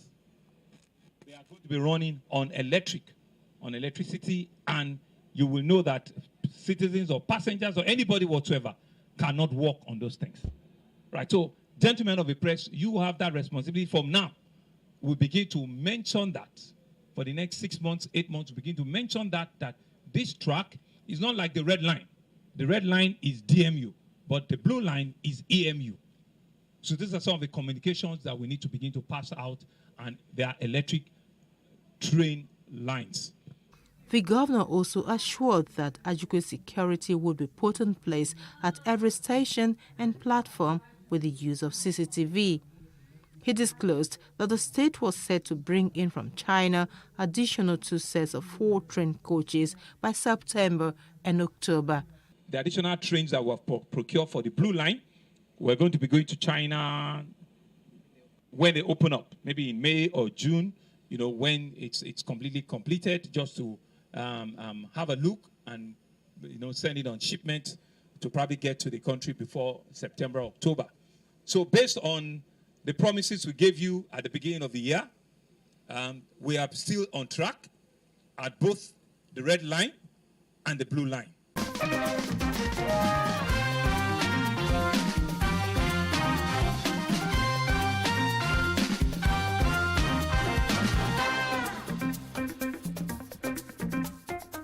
Recently, the Lagos State Governor Babajide Sanwo-Olu unveiled the first batch of 1,000 brand new GSE branded vehicles, otherwise known as LagRide. This for sure is another step forward in the state government's drive to develop an efficient transportation model in tune with modernity and comfort. According to Sanwo-Olu, there's no plan to run existing hailing ride operators out of business, but to offer safer alternatives and clear the roads of rickety cars used for taxi business. Joining me in this episode is the National President, E-Hailing Drivers and Private Owners Association of Nigeria, Comrade Idris Shonuga, for more insight into the scheme.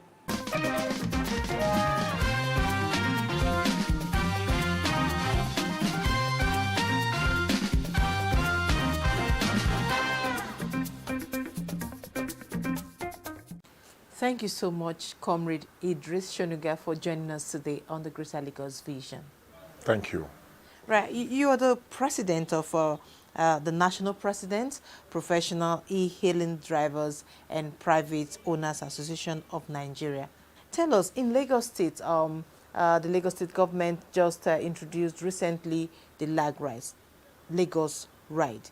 Tell us exactly, how has it been? How have your members been faring since the introduction? Thank you. Our members are very happy.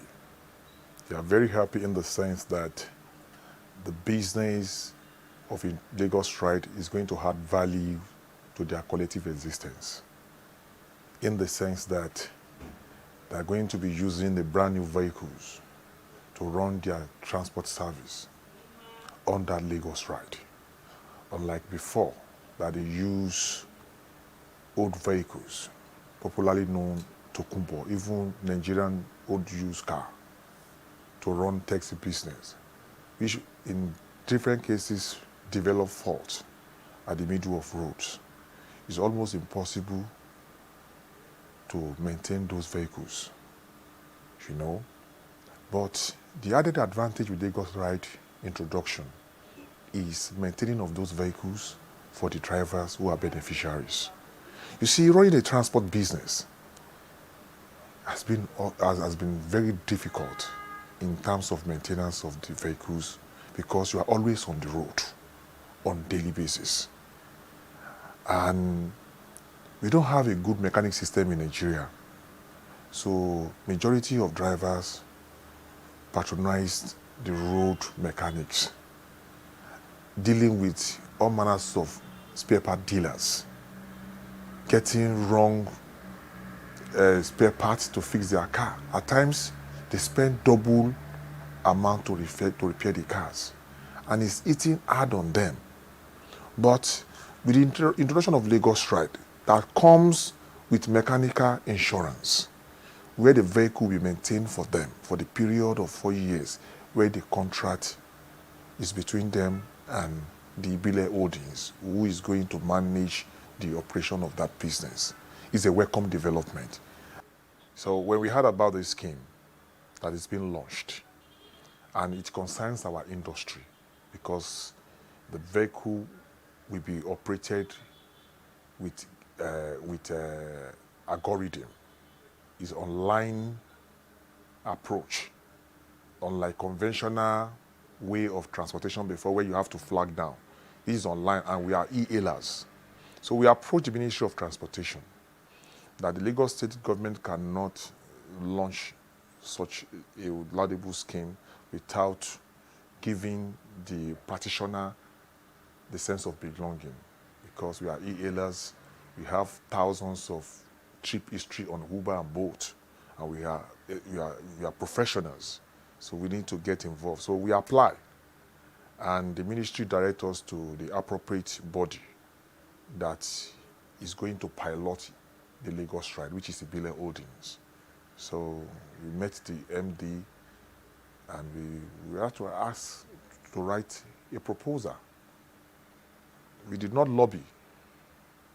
First of all, as a body, they deal with body, they deal with individuals.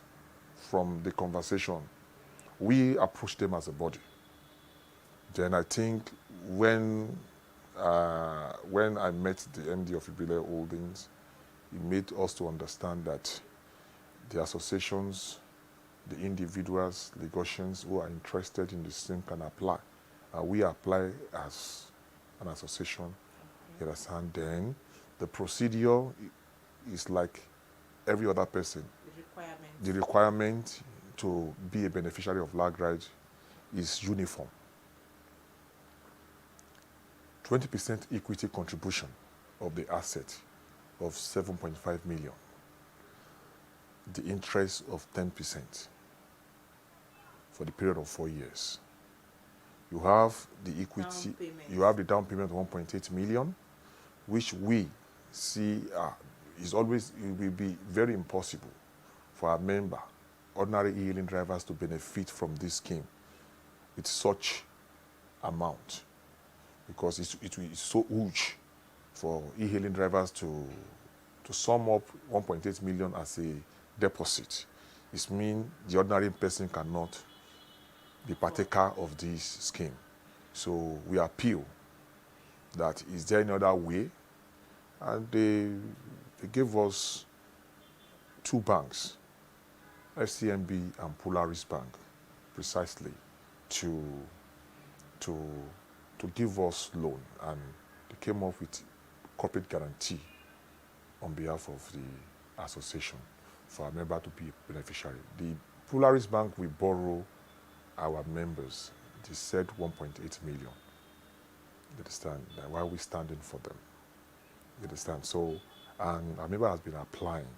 But besides, we, the individual members, also need to have some certain contribution from that 1.8 million, 20% equity contribution of 1.8 million, which is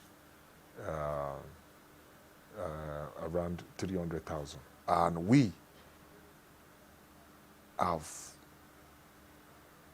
employed our drivers, advised them to key into this because it's going to make life better for them.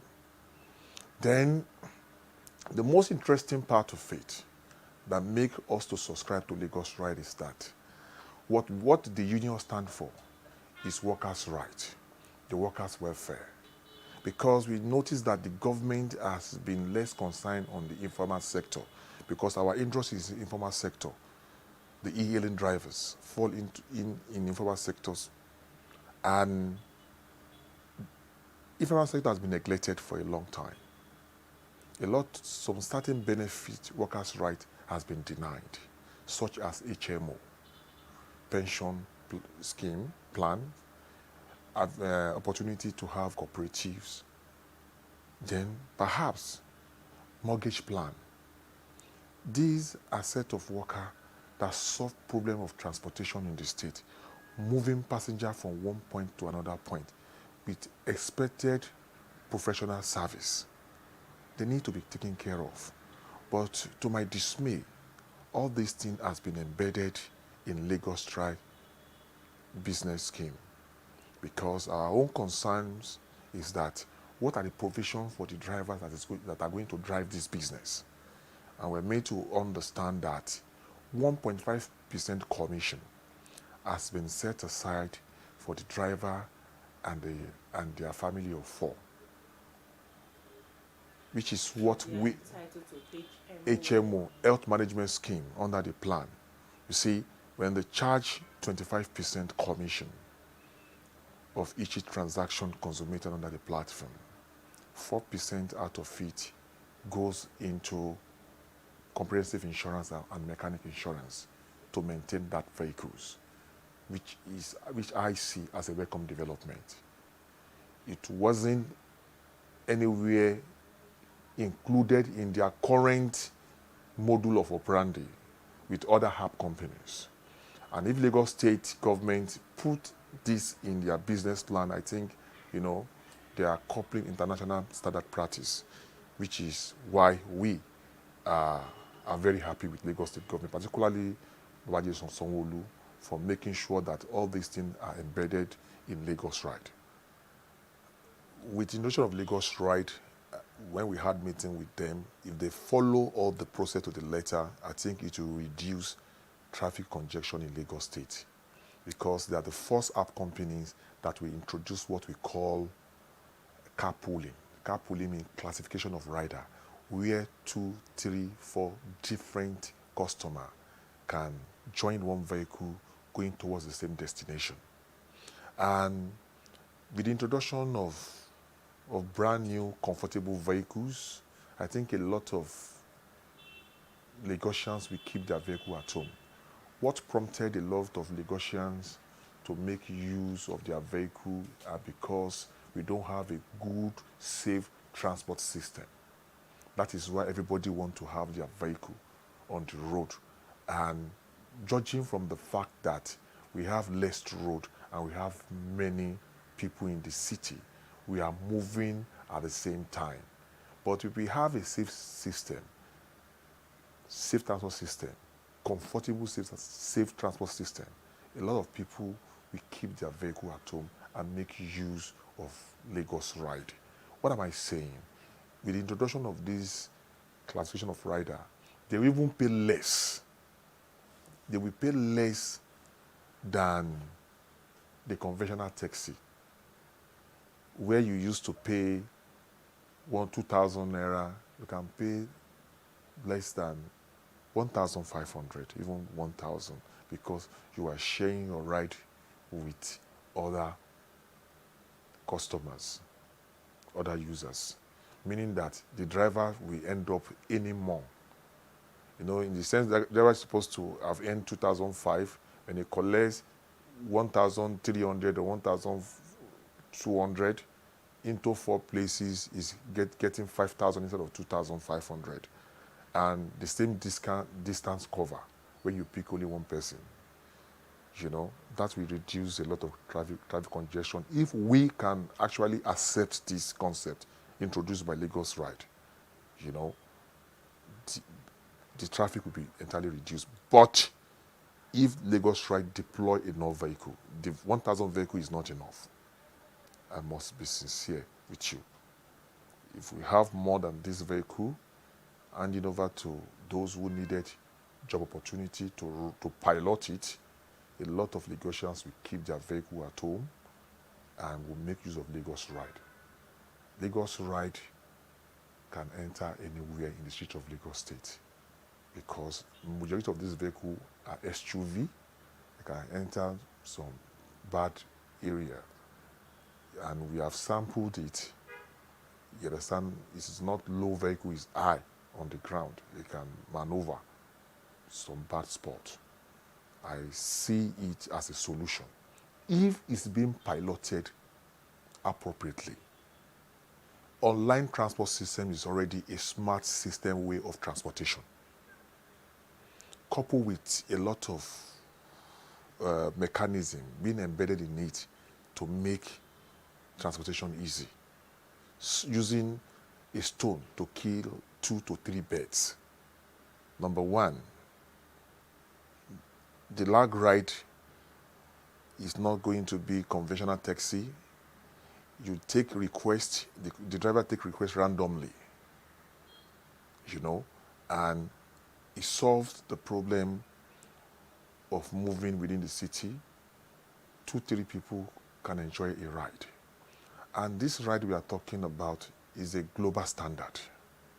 Even a lot of people since the launch of this vehicle have been getting a lot of reports from our members that they are asking them, is it real?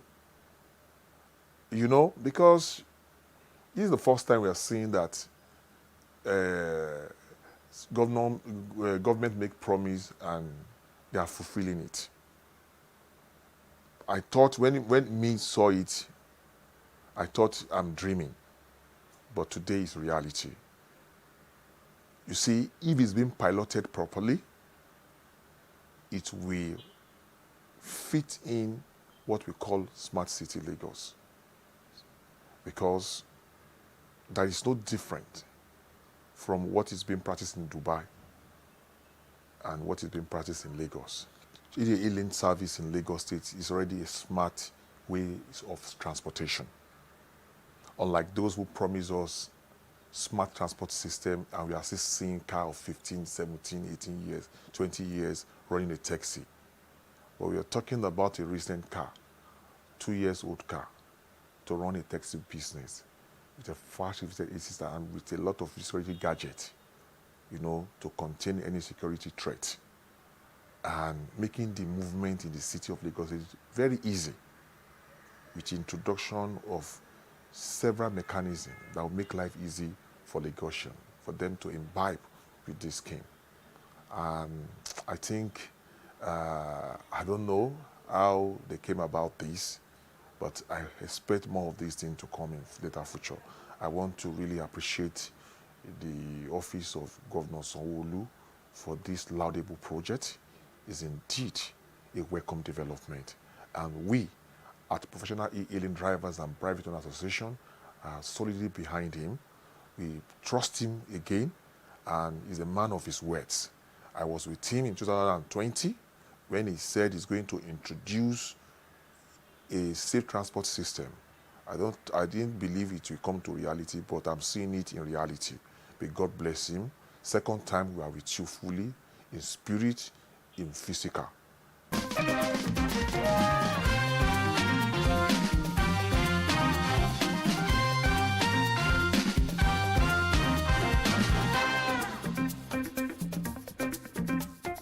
That's all we have in this episode of the Greater Lagos Vision on Plus TV Africa. I'm Love Ikuku Oyedoku. Bye for now.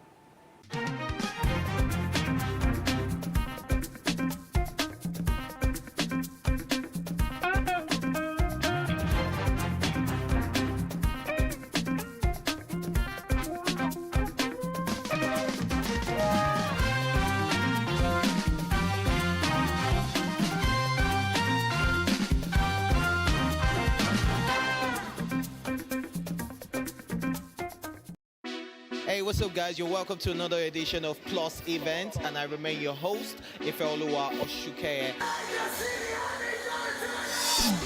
Your absence isn't an excuse anymore, as Plus Events is all you need, as we bring you the glitz, the glamour, and loads of fun. Oh, definitely. By no question. He's a living legend.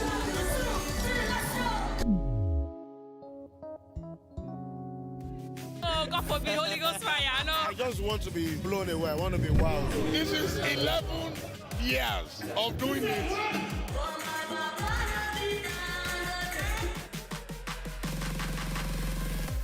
I'm surrounded by so much positivity. No, it's okay. Yo, what's up, my people? It's your boy Starboy Terry. You're watching Plus Event on Plus TV. Stay glued to Plus TV Africa every Saturday and Sunday, 4:30 p.m. West African time.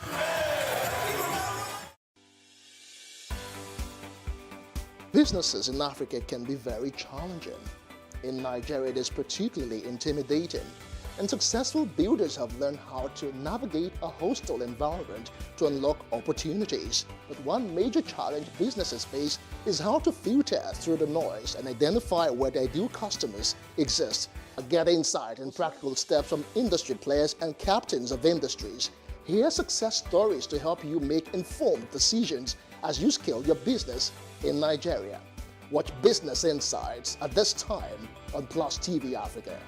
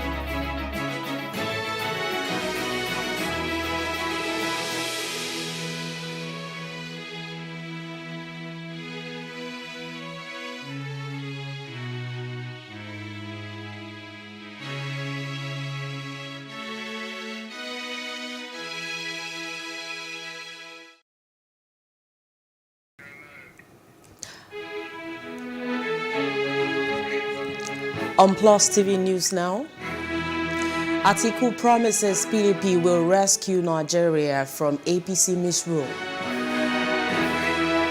Labour Party assures of victory in 2023 presidential election.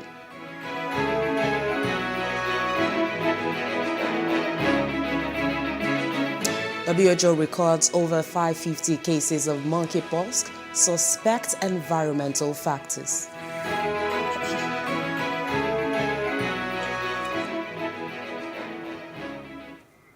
Good evening, I'm Olamide Adeyemi. This is the news now.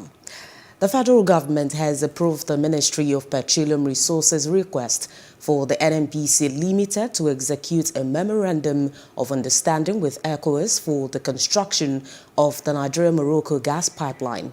Minister of State for Petroleum Resources Temipri Silva announced this as part of the resolutions reached today at the Federal Executive Council meeting.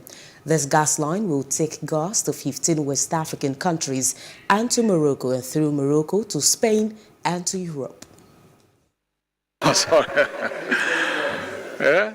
2023 elections are drawing attention from all and sundry, but that is not putting governance on hold.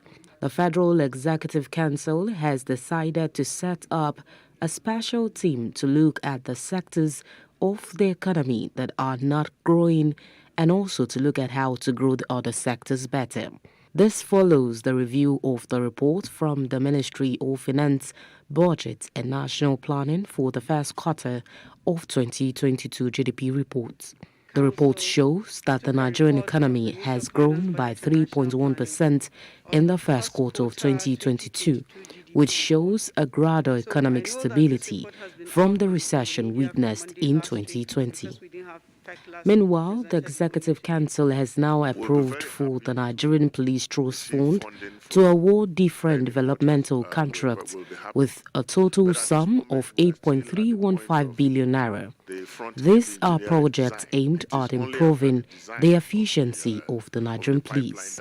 Also, the Council approved the supply and installation of an emergency restoration system for 230 kVA and 132 kVA transmission lines for ongoing rehabilitation works in Lagos at the sum of $968,000.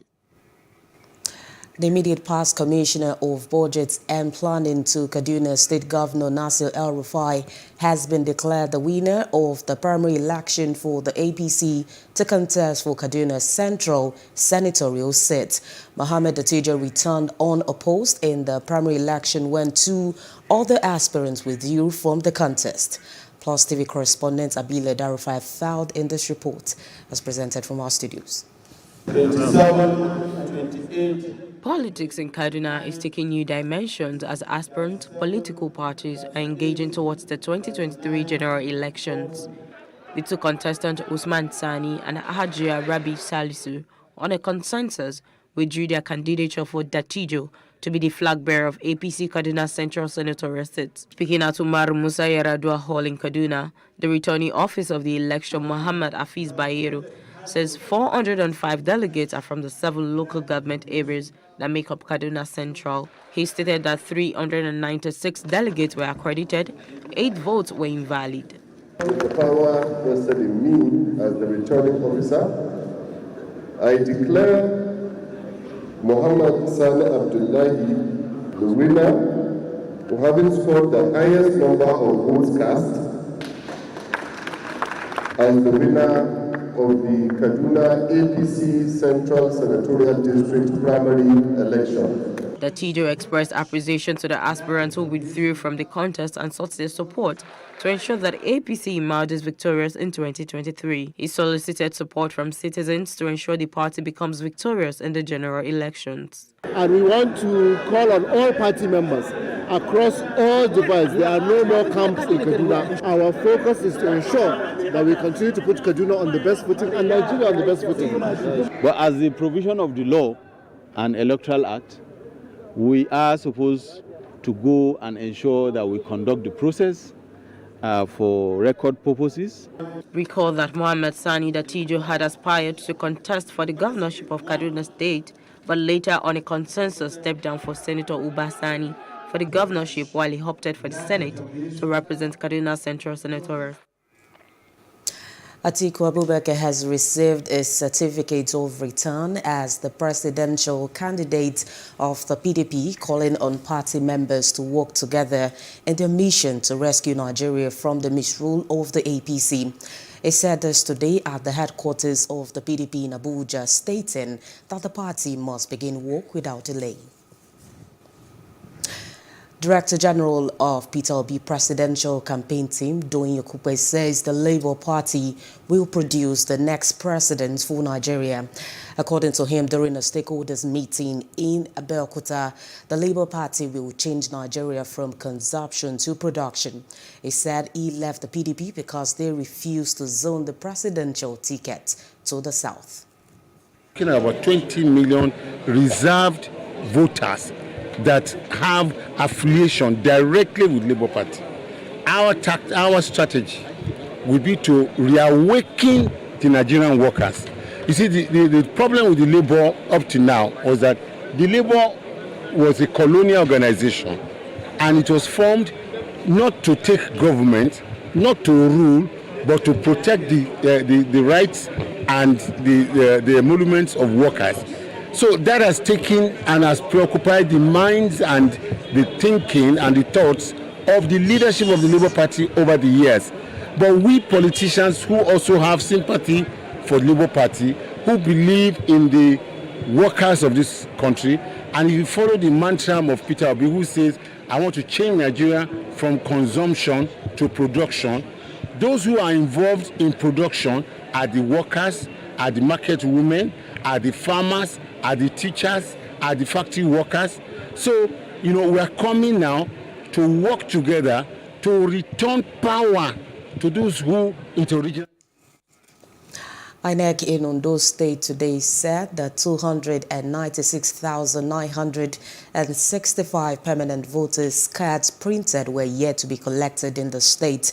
The INEC resident electoral commissioner in the state, Dr. Rufus Akeju, disclosed this while briefing journalists at the commission's head office in Akure, the state capital.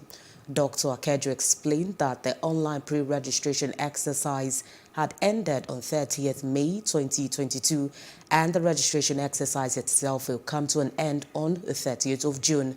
He called on eligible Nigerians who have not registered before to come out and register. You can also be of assistance if you are aware of someone whose name still appeared in the list of those who previously registered, and you can confirm with concrete evidence, like obituary or something, that the person has passed on. Please avail INEC with that evidence so we can expunge the names of that person out of the register. Meanwhile, the Christian Association of Nigeria has urged Nigerians not to relent in praying for the peace, unity and stability in the country. The chairman of the association in Adamawa, Bishop Dami Mamze, who made the call while reviewing the 2022 Christian pilgrimage in Yola, said the country needs prayers by all to overcome its challenges, especially with 2023 general election approaching. Mamze also called on journalists to do justice while carrying out their duties, as according to him, they play a vital role in the development and peace of the society. Right. Well, I think when we reach the bridge, we'll cross it. But what I'm saying now is that for now, there is nothing that we can do as citizens than praying for the country, for things for 2023 to come and go, so that at least it will be peaceful, it will be credible, and also it will be free fear. I think that is what we are hoping, that is what we are praying. And we are praying and hoping that all the challenges that we are facing now, by 2023, before or by 2023, we should be able to overcome them. So our country needs prayer. Our country is sick, and everybody knows that. Even the officials of the government know that the country is sick, so the country needs prayers. You and I need to pray for the country, and you and I need to do the best we can do in order to make sure that we make our country to be a peaceful country. Sir, to commemorate The federal lawmaker representing Osun State in the House of Representatives, Honorable Bamidele Salam, has condemned the attitude of the federal government to the Abuja Kaduna train kidnap victims. The lawmaker took his protest to the next level with a march from the Unity Fountain in Abuja to the National Assembly complex to register his displeasure carrying a placard. He said the attacks and abduction of Nigerians are becoming too embarrassing, describing it as a stain to national conscience. The lawmaker also condemned the Senate bill banning payment of ransoms for the release of kidnapped victims. Our youthful population, who are looking up to us for solutions to the problems of this nation, will continually lose hope in this country. It is to avoid this that I've decided this afternoon to join my voice to that of other well-meaning citizens of this very great country, to appeal to the president of this country to please, and please, and please, in the name of the Almighty Allah, in the name of the God who created the heaven and earth, to arise and redouble his efforts to secure the release of these kidnapped citizens and other fellow citizens of this country who are in the bushes, in the forest, and in other, other unimaginable places at this hour, whose only hope is that they will have a country that will rise up for them.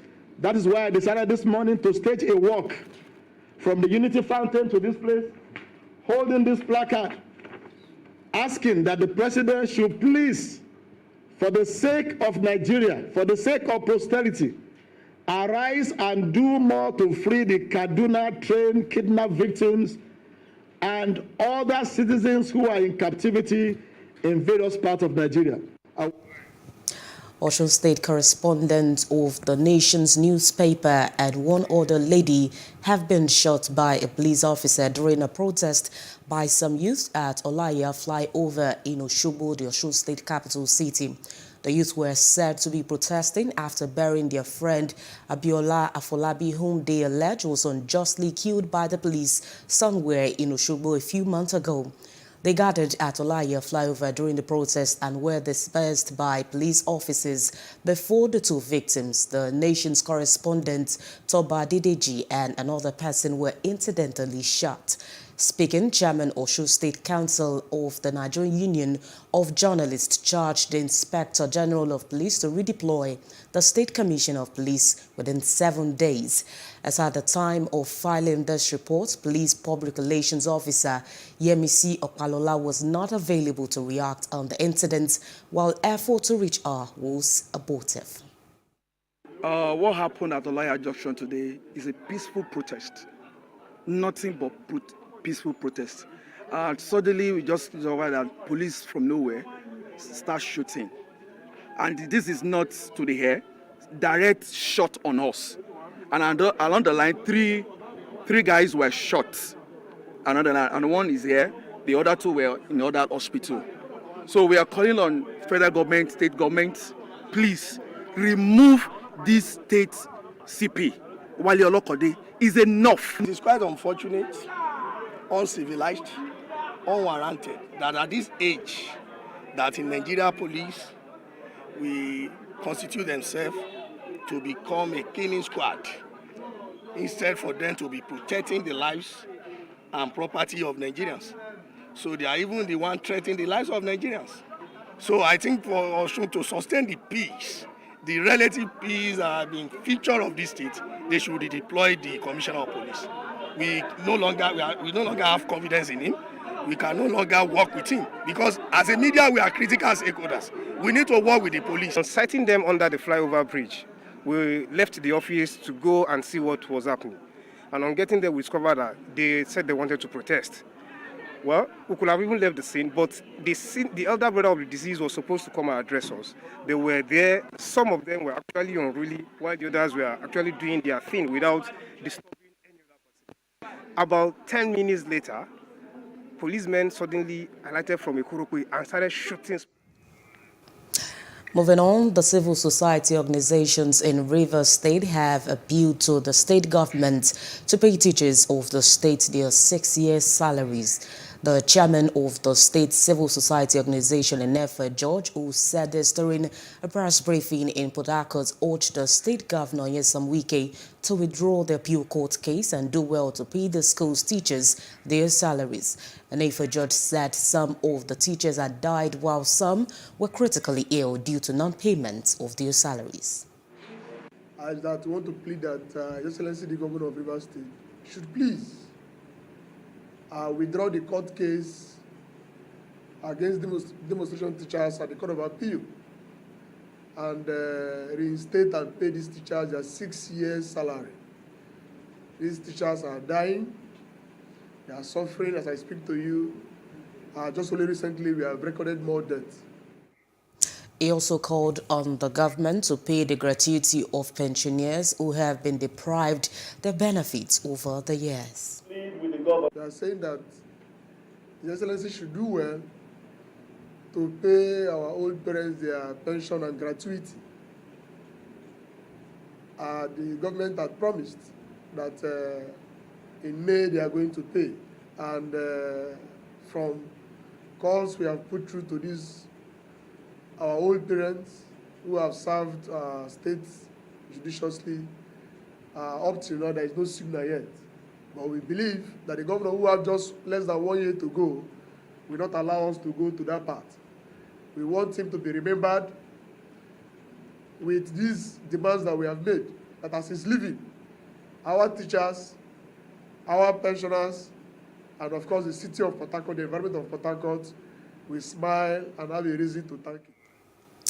Meanwhile, the Okada ban announced by the Lagos state government takes effect from today and has been generating reactions from Lagosians. Our correspondent Paul George, who will monitor the effectiveness of the ban and the level of compliance by the motorcyclists, reports. From Admiralty Way, Lekki to 3rd Mainland Bridge, through Anthony, Maryland, down to Ikeja bus stop. Nowhere in sight are the commercial motorcyclists. There seems to be compliance from them. The ones plying the roads are dispatch riders and private motorcyclists.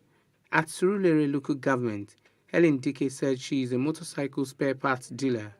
She complained that the ban has affected her business. I deal on Okada parts, pure water and soft drink. So they are my customers. In fact, they are my customers. In fact, all my customers have traveled back to their country because mostly they are my customers. So even the sales of pure water and mineral is too low because they are the Okada riders are our customers we have here.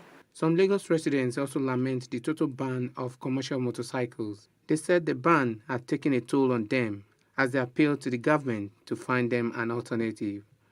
Now you can see me sweating. I've been trekking for the past almost 30 minutes because ordinarily where I would have taken Okada from to my house, I had to trek all the way. I know we have keke maruas, but you don't see them everywhere. You don't find them everywhere.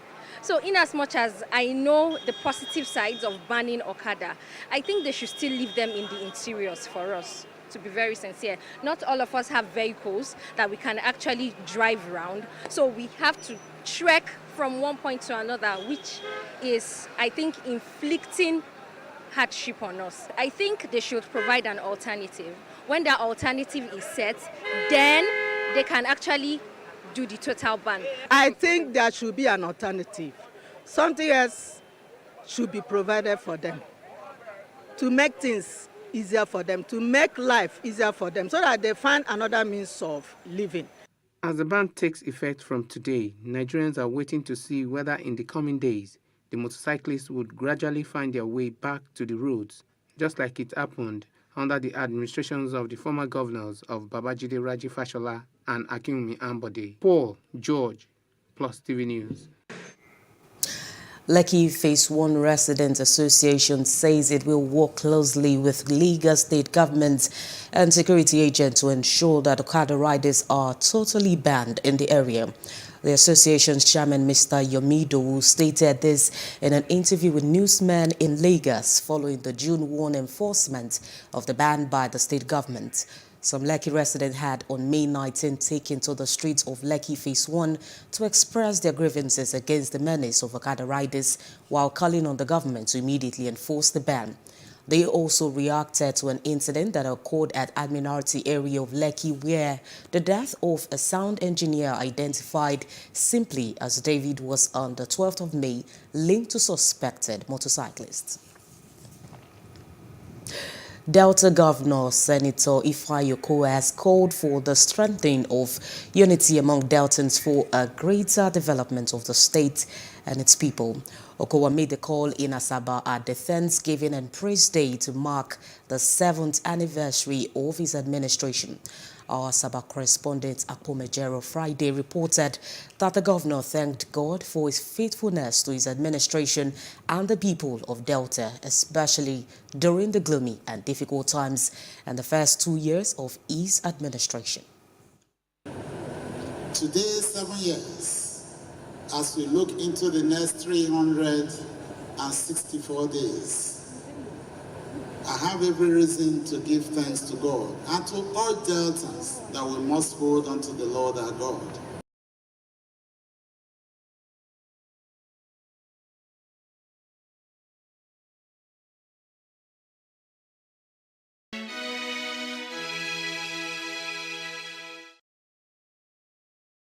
Quarters in Oredo Local Government Council Edo State are seeking government intervention to end the lingering feud among its kinsmen. With two factions laying claims to be the authentic groups, this has since created growing anxiety leading to counterclaims on the part of the two groups. Let the public know that the problem we are facing in this community today is caused by one Mr. Sodoma Moles and his cohort Frank Obundezi. Actually, we don't really have a problem because when he came to our community, armed to and destroy houses. That was when the problem started. Up till now, we're in two court. I think I was expecting the man Sodoma to wait for the court judgment. So ever since I've been using different ways to torment this community. The same man that you are talking about, he's just a street elder. He doesn't have that legal right, even the traditional right, to take me away from the position. This is our authentic Okaibo. We are solidly behind him. I'm the PRO of Uzebo community. By the grace of God, this is not a patrilineal monarchical system of government. It's not from father to son. These people that are accusing him, they have been the old brigades, and we don't need old brigades. Thank you. Raimi Babatunde actually is not from this Uzebu, but I know he grew up here. We all know that he's from Egbeta. The authentic Okaigele chosen by Sunday Balogma Eko Yomayogi is Comrade Fidelis Owen. I am the substantive Ojowe of Ogbewa, Army of Ogbewa in Uzebu now. And this Fidelis Owen has been removed. Leaders of Uzebu community is no longer the Okaigele. Those who are parading him as the Okaigele, those are the ISCO land grabbers. I was the past chairman of Zebu community during the era of CDA. During the ban of CDA, I resigned my position as a chairman of that community. Ever since, I've been watching my brothers running it as Okaigele and all whatnot. But recently, the headers came up and said the attitude of this young man is totally bad, and what he's doing that they are saying is bad. The Ondo State Governor Rotimi Akeredolu has stressed the need to address the importation of fish in the country by heavy investment in fishery and aquaculture. The governor stated this at the flag-off training for 100 youths in fishery and aquaculture in Akure, the state capital. He said his government is ready to boost fish production through investment in aquaculture to create jobs for the teeming unemployed youths in the state. Represented by his deputy Lucky Ayedatiwa, the governor said this will be achieved through partnership with private organizations. The senior special assistant to the state governor on agriculture and agribusiness, Akinyolotu, said more youth will be engaged in fish farming. The world demand for fish is increasing continuously, and I see this as an opportunity for us. The global market is there, local market is there, so there's ready market for our product. So therefore, we have no reason for the underutilization of our water bodies like Igbara Oke, multipurpose dam, Awara Dam, Ogbese, Oluwa, Ose, etc. 100 participants in the fish value chain that we are looking at. We are not going to look at we are not going to use the floating cage alone. There are other technologies, there are other systems that could be used at home and that will give very good results. Through OSCE 2, we are expecting, I think they've boarded from Abuja. It should soon hear. The president of the Naval Officers' Wife Association and wife of the Chief of Naval Staff, Aisha Gambo, has stressed the need for women and youth to take care of their health. Aisha Gambo spoke at the health seminar, which is a part of activities to commemorate the 66th anniversary of the Nigerian Navy tagged Depression, put together by the Association for Naval Officers' Wives and Children in Port Harcourt, Rivers State Capital. She said the issue of mental health among mothers should be taken seriously to enable them effectively manage the home front. NOVA is highly committed to improving the quality of lives of women and children, not only in the barracks, but around Nigeria. This is evident in the record of NOVA activities.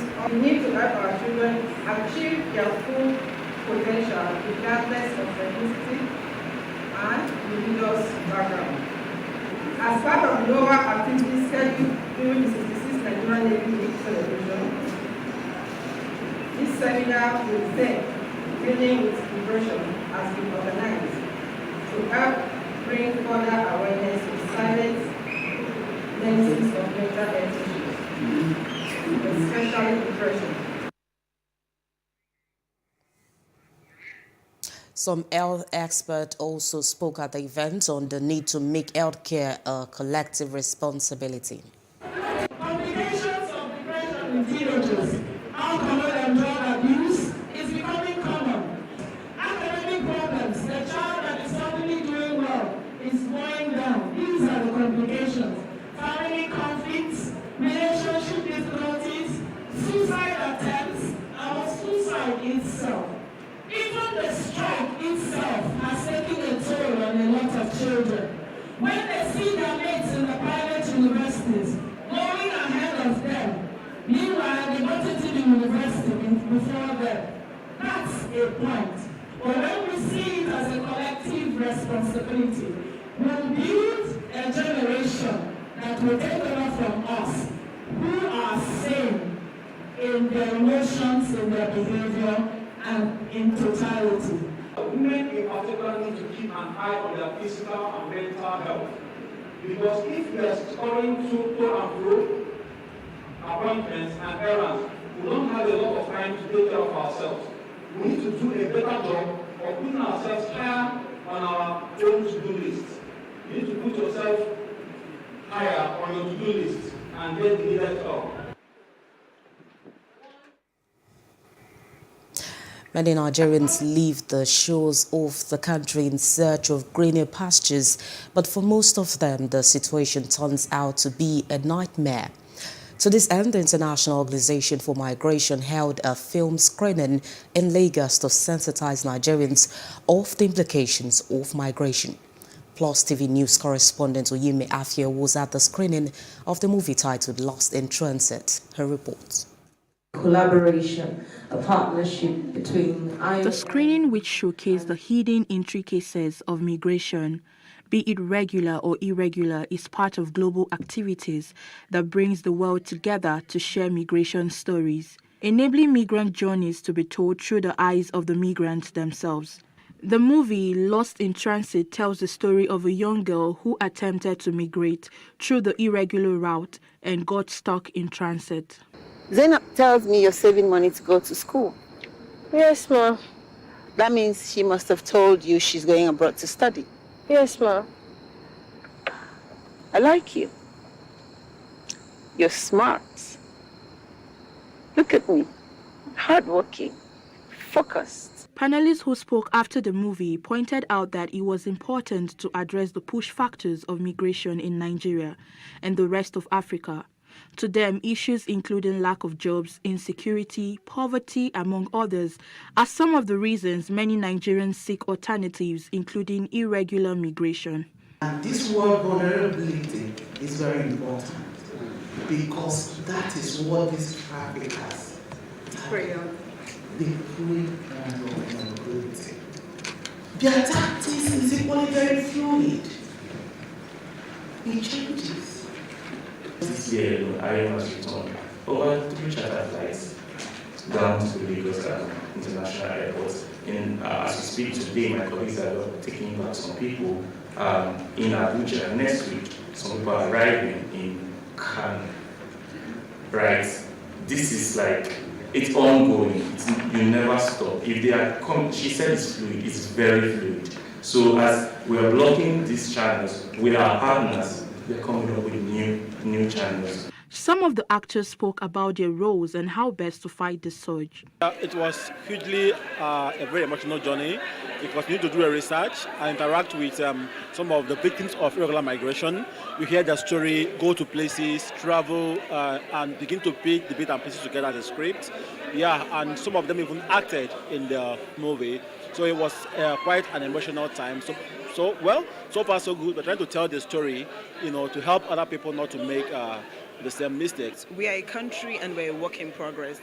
All these bodies that are here today for the screening, they are working towards that. You see people, they say they station 2 people at the local government. They have people in the bus movement, the blue bus movement. They are doing films, they're doing cinema bus. They're doing so many things. So these are things they are doing as a collective, as Nigerians. So the work is not even done. Empower the youths, create employment opportunities, create atmosphere for people to thrive. And then the number of people who want to leave the country will be very, very reduced. And they will not live illegally. They will seek the proper way of living. If you seek the proper way of living, they will be able to trace you. But if you go illegally, you are on your own. You die for nothing. This is what they can do, what we have done today. Part of the things that they can do is this massive collaboration. We have, a private production company as a consultant working with different government and intergovernmental organizations like NOA, NAPTIP, IOM, and all the likes that we saw today. So it's this type of huge partnership that can make creating such awareness and advocacy and coming up with beautiful, mind-blowing solutions that can nip such a menace in the bud. The OIM, however, pointed out that even though the regular migration was preferable, every information, including the kinds of jobs to do, must be thoroughly sorted before any Nigerian leave the shores of the country. Uyime Afia, Plus TV News. The rising pressure on ecosystems could be leading to the spread of monkeypox infections to humans, the World Health Organization expert Mike Ryan hinted today. However, other diseases originating in animals, such as Lassa fever and Ebola, were also increasingly spreading to humans. In the last several weeks, the UN agency has recorded over 550 cases of monkeypox in 30 countries where the virus is not usually found. These numbers do not contain infections in the African countries where the virus is considered endemic. Carriers of the monkeypox include various primates and rodents. As the 2023 elections draw near, Nigerians have been speaking on the role of the justice system before, during, and after the polls. That's on Street Views. Take a listen.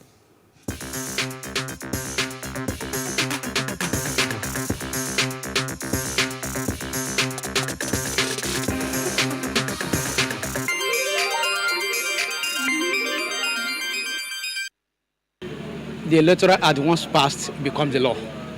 And the duty of the court is to interpret the law the way it is, irrespective of who the interpretation will go against or not. Now, coming to 2023 election, before any election, the judiciary has a duty to put in election petition in place based on the Electoral Act. And when that is in place, the court, the judiciary will be ready to take any case because the election petition will have been in place because it's special courts. The judiciary really doesn't have any preparation to make with respect to election. The judiciary is supposed to be a continuous process, and the only role of the judiciary is to interpret laws. So whatever laws become current or becomes extant, that is what the judiciary will do. The judiciary doesn't have to have a new preparation. They're supposed to be constant at every time. So the judiciary is good to go with respect to the 2023 elections. The judiciary this time around should look beyond the technical justice and do substantial justice. Because it's on record that there was a time when a matter was called at the Supreme Court, and then the Supreme Court in its wisdom left number 1 and went for number 4. It would be against common sense to leave the person that scored second highest vote, the third highest vote, to go and pick the 4th highest vote. So it's what we call technical justice. So we're hoping and trusting that the judiciary this time around would look at substantial justice to ensure that politicians don't use the courtroom and the instruments of the law to achieve a selfish gain. The only thing judiciary ought to do at this stage is to be very, very careful, because the politicians are at their game now. This is the time for frivolous application. This is the time for expert application. They'll come through the back to get any relief to stop the election or to stop the process. So the judiciary should be watchful to shun all expert applications. What the judiciary can do, they can what they call accelerated hearing. They can accelerate hearing, but let the other party be aware.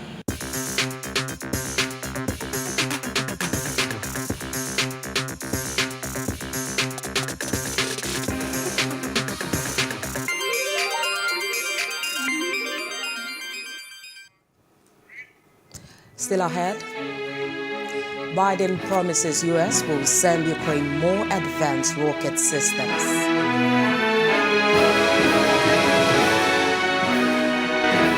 Details when we return.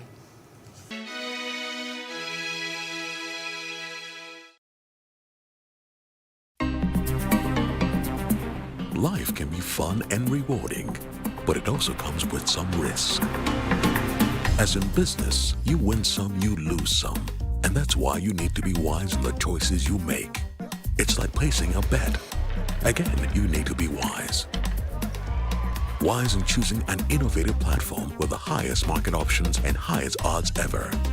That's why Winners Golden Bet, the leader in online, in-shop, virtual, and live sports betting, gives you enhanced platforms that offer you the best chances of winning. For betting on live soccer matches, live dog races, and virtual games. Winners Golden Bet is your best bet. Instant payment of winnings guaranteed. Play online or in any of our numerous shops nearest to you. Hey guys, be wise. Play on Winners Golden Bet. Winners Golden Bet, the wise choice.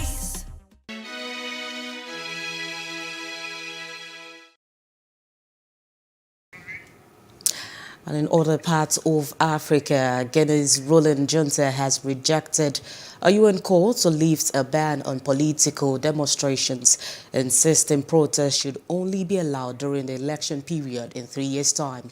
The military overthrew President Alpha Conde in September last month, declared a ban on public demonstrations before a return to civilian rule, which it says will be in 3 years. The UN's Human Rights High Commission on Monday called for the ban to be revoked, but the junta rejected the appeal late Tuesday. A United Nations peacekeeper was killed and 3 others injured this morning in an attack on their convoy in Kidal, northern Mali. The peacekeepers affected are part of the Jordanian contingent of MINUSMA, said a security official on condition of anonymity. The MINUSMA had previously mentioned a terrorist attack without specifying the alleged perpetrators. With some 13,000 soldiers, the MINUSMA created in 2013 to support the Malian political process is the UN peacekeeping mission that has suffered the most human losses. 172 of its peacekeepers died in attacks, according to the mission. Mali, a country in the heart of the Sahel, was the scene of two military coups in August 2020 and May 2021. The country is now ruled by a junta that has turned away from friends and its partners. 10 most neglected displacement crises are for the first time all in Africa, the Norwegian Refugee Council says in a report today expressing concern over the consequences of the war in Ukraine on the continent. The NRC publishes an annual list of the 10 most neglected displacement crises based on 3 criteria: the international community's lack of political will to find solutions, lack of media coverage and funding for humanitarian needs. The ranking for 2021 testifies to the chronic failure of decision makers, donors and the media to address the conflict and human suffering on this continent, lamented the Secretary General of the NGO, John Egeland. Now, the president of Angola, João Lourenço, welcomed his Congolese counterpart Felix yesterday. Lourenço is acting as a mediator to diffuse the rising tensions between the Democratic Republic of Congo and its neighbor, Rwanda. The officials discussed various aspects that may contribute to the peaceful resolution of their dispute, the Angolan presidency said in a statement. Following the meeting with the DRC leader, Lourenço held a virtual conversation with Rwandan President Paul Kagame. The heads of state of the Democratic Republic of Congo and the Republic of Rwanda agreed to participate in a summit at the invitation of the Angolan leader. The meeting will take place in Rwanda on a date to be announced shortly. Now, the first batch of UK migrants who crossed the English Channel will be transported to Rwanda on June 14th. The Home Office has announced officials have begun issuing a formal direction to the first people said to be flown to the African country.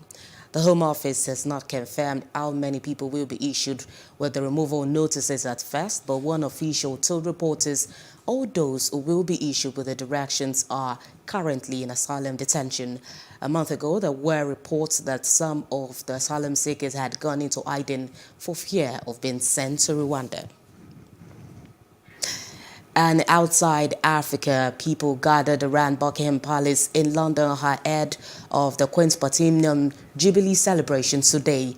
Royal fans were camped out along the mall where they secured a spot to watch events starting tomorrow.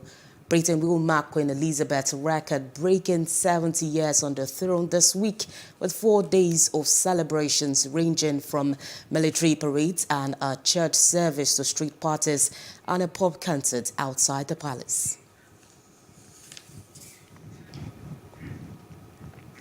Moving on, Swedish Prime Minister Andersson said today the Nordic country will continue its dialogue with Turkey over Ankara's objection concerning its application to join the NATO military alliance.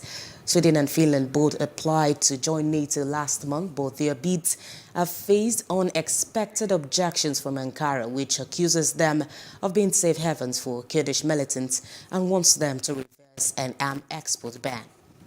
Dialogue will continue going forward, and I'm looking forward to further constructive meetings together with Turkey in the near future.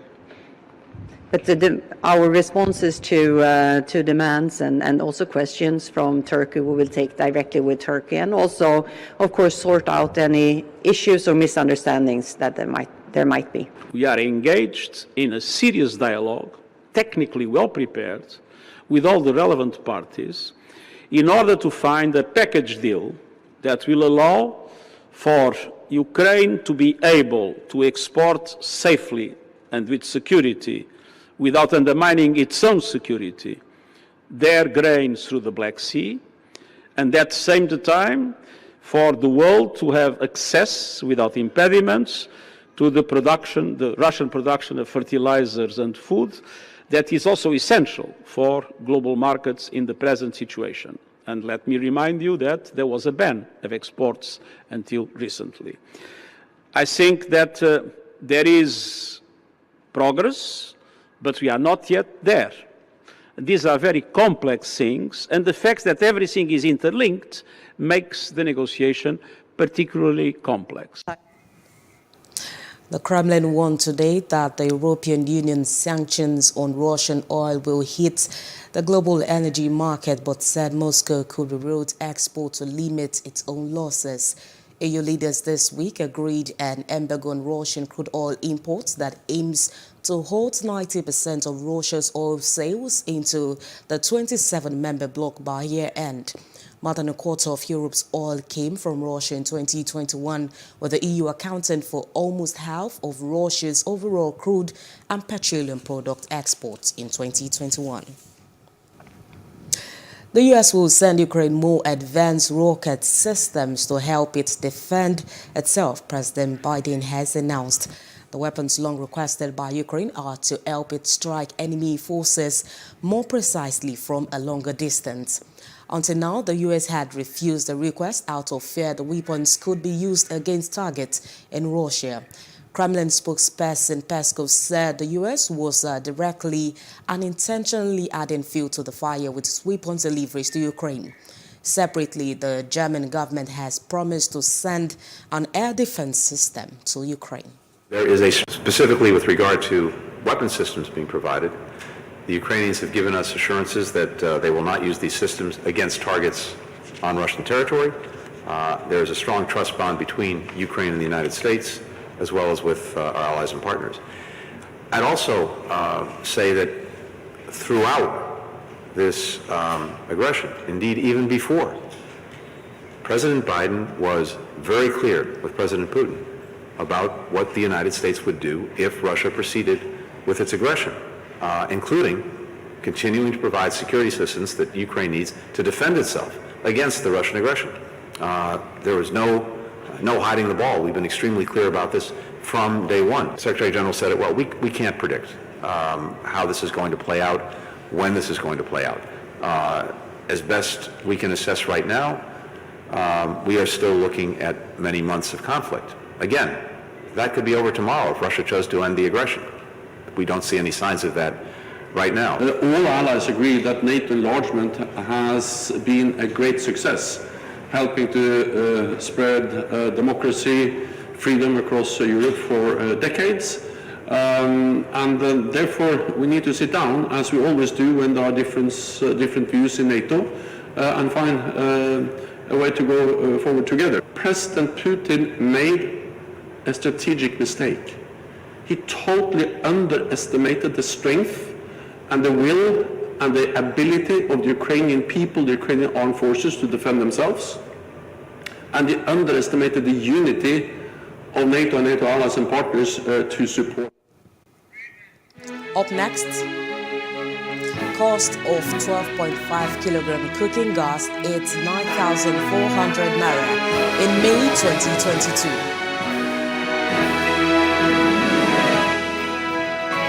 That's some business news after the short break.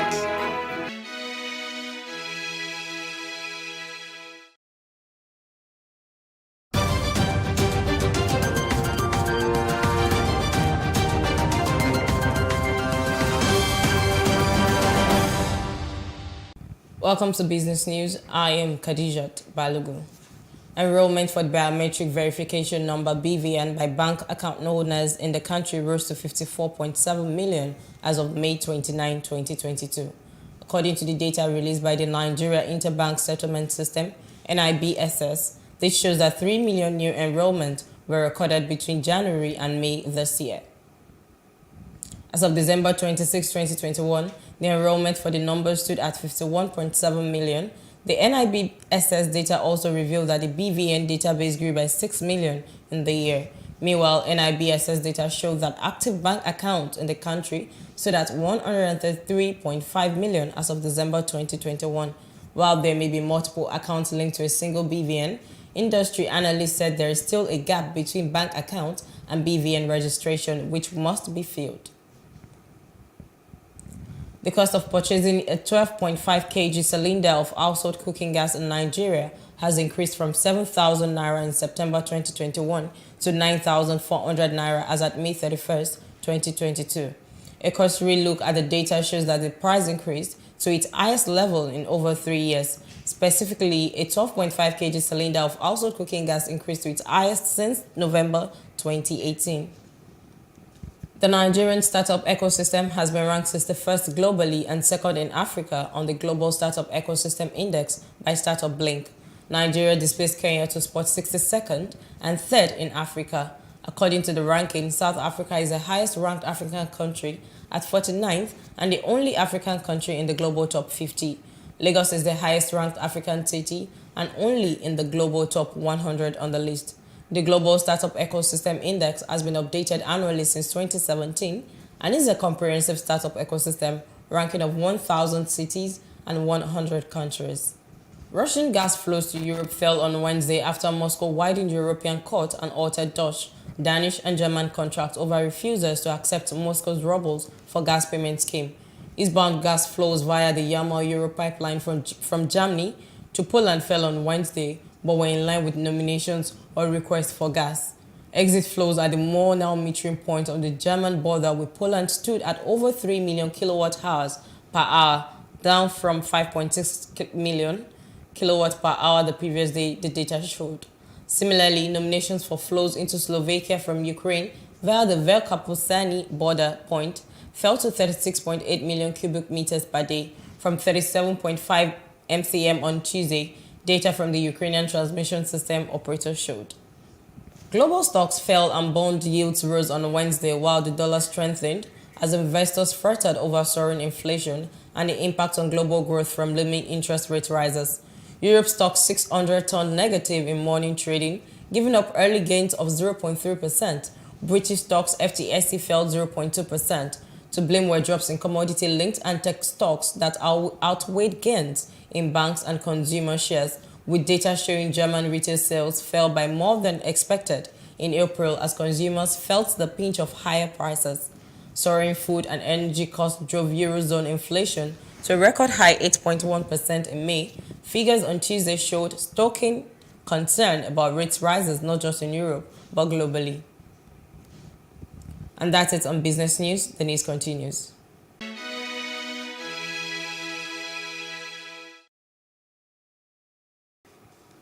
Up next is entertainment news. Nigerian superstar CK has added another colorful feather to his hat as his single Emiliana has been declared platinum in France.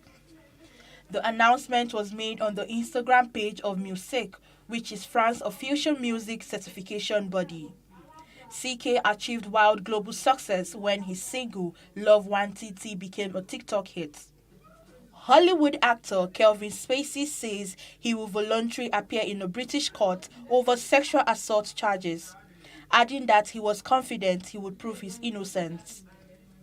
Last week, British police and prosecutors announced that he faced 4 sexual assault charges and 1 charge of causing a person to engage in penetrative sexual activities without consent. Late Hollywood actor Ray Liotta will be honored in his hometown of Union Township, New Jersey, following his death at 67.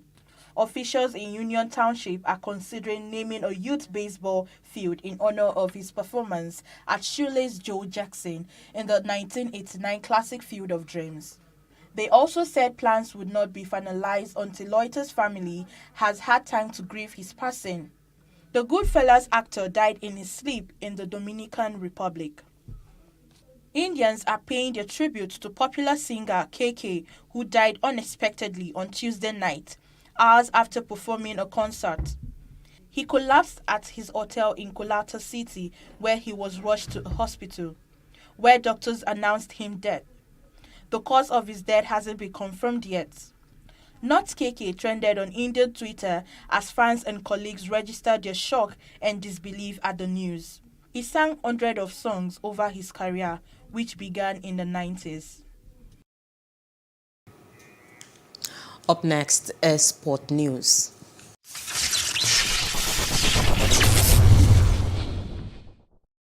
Hello and welcome to Sports News on Plus TV Africa. The French government said on Wednesday, June 1st, there was no drama at last weekend's Champions League football final in Paris, which was marred by crowd trouble as it faces mounting criticism over its handling of the showpiece match. Has there been drama so far? The answer is no. Can we improve things, especially with coming sports competitions in sight? Certainly, government spokesperson Olivier Gregor told reporters. The May 28th match at the Stade de France, in which Real Madrid beat Liverpool 1-0, was delayed by more than half an hour after police tried to hold off people attempting to force their way into the ground. Some fans, including children, were tear-gassed by French riot police. The incident comes as major international sports events are set to be held in France, including the 2023 Rugby World Cup and the 2024 Summer Olympics. Gregor said the government apologizes to fans who were not able to attend the match despite having valid tickets, and to those who had to leave in unsatisfactory conditions amid the scuffles. France's interior and sports ministers are set to discuss the incident in a French Senate hearing later on Wednesday. Footballer Kurt Zouma leaves court after being sentenced to 180 hours of community service. West Ham United footballer Kurt Zouma was seen leaving court on June 1st after being sentenced for community service for kicking and slapping his cat. The defender was sentenced at Thames Magistrates Court. Now, England captain Ben Stokes says he's more excited than nervous ahead of his first series as Test captain. Stokes will lead his side out for the first time at Lord's to face Test world champions New Zealand in the first of a 3-Test series.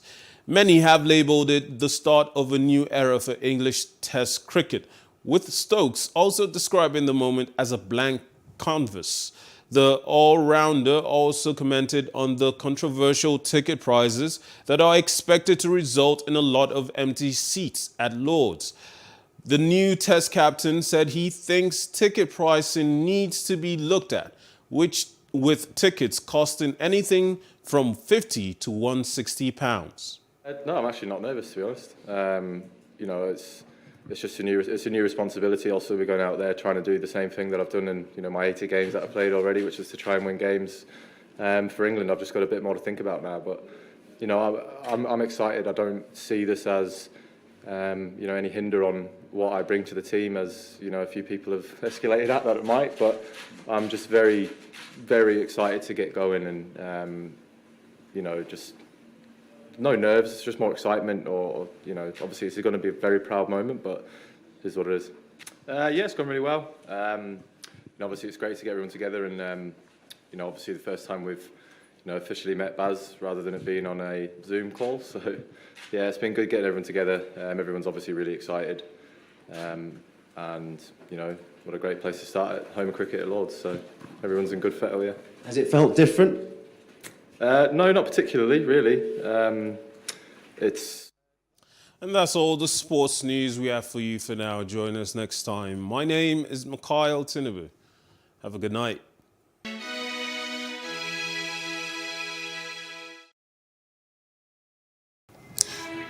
And the main news again. PDP presidential candidate Atiku Abubakar has promised his party will rescue Nigeria from APC misrule in 2023. Labour Party assures of victory in 2023 presidential election.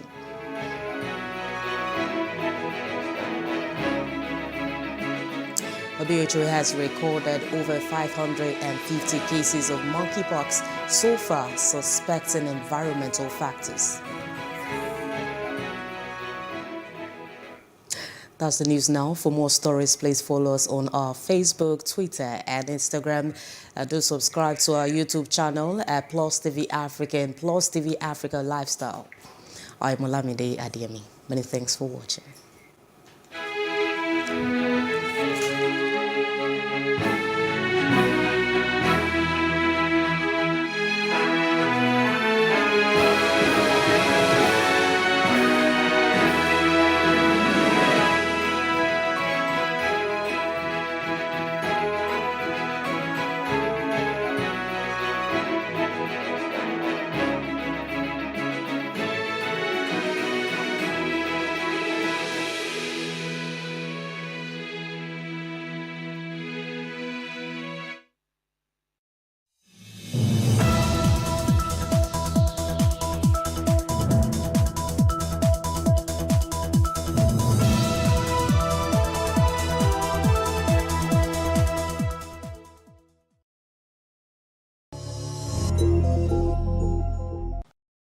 Yes, y'all, we are back and we are live to bring you the vibes, intellectual conversations, dope narrations, analysis, and dissections of some of the most entertaining stories on the internet. And I have with me, you already know that I have with me the beautiful Kofo. Yes, I'm loving the nerd. Oh yeah, the nerd so thingy. I like to bring it in different ways. So today they called me from sleep and said, "Kofo, give it to them." Okay. You already know my name is Elilia. Remember, you can join the conversation by calling in on 0909-8408-408 to share your opinions on trending discussions. Okay, so we are going to bring you the first trending video of the day. Enjoy.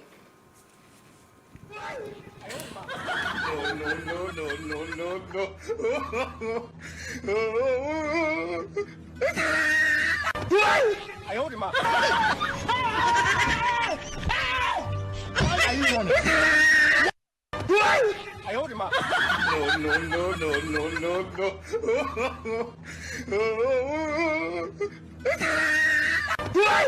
hold him up. Oh my goodness, it's the man in the wheelchair for me. I'm like, some people really need to stop this pranks because how did that man? How did he stand up? Right, he's on a wheelchair for crying out loud. So how did he stand up and start running?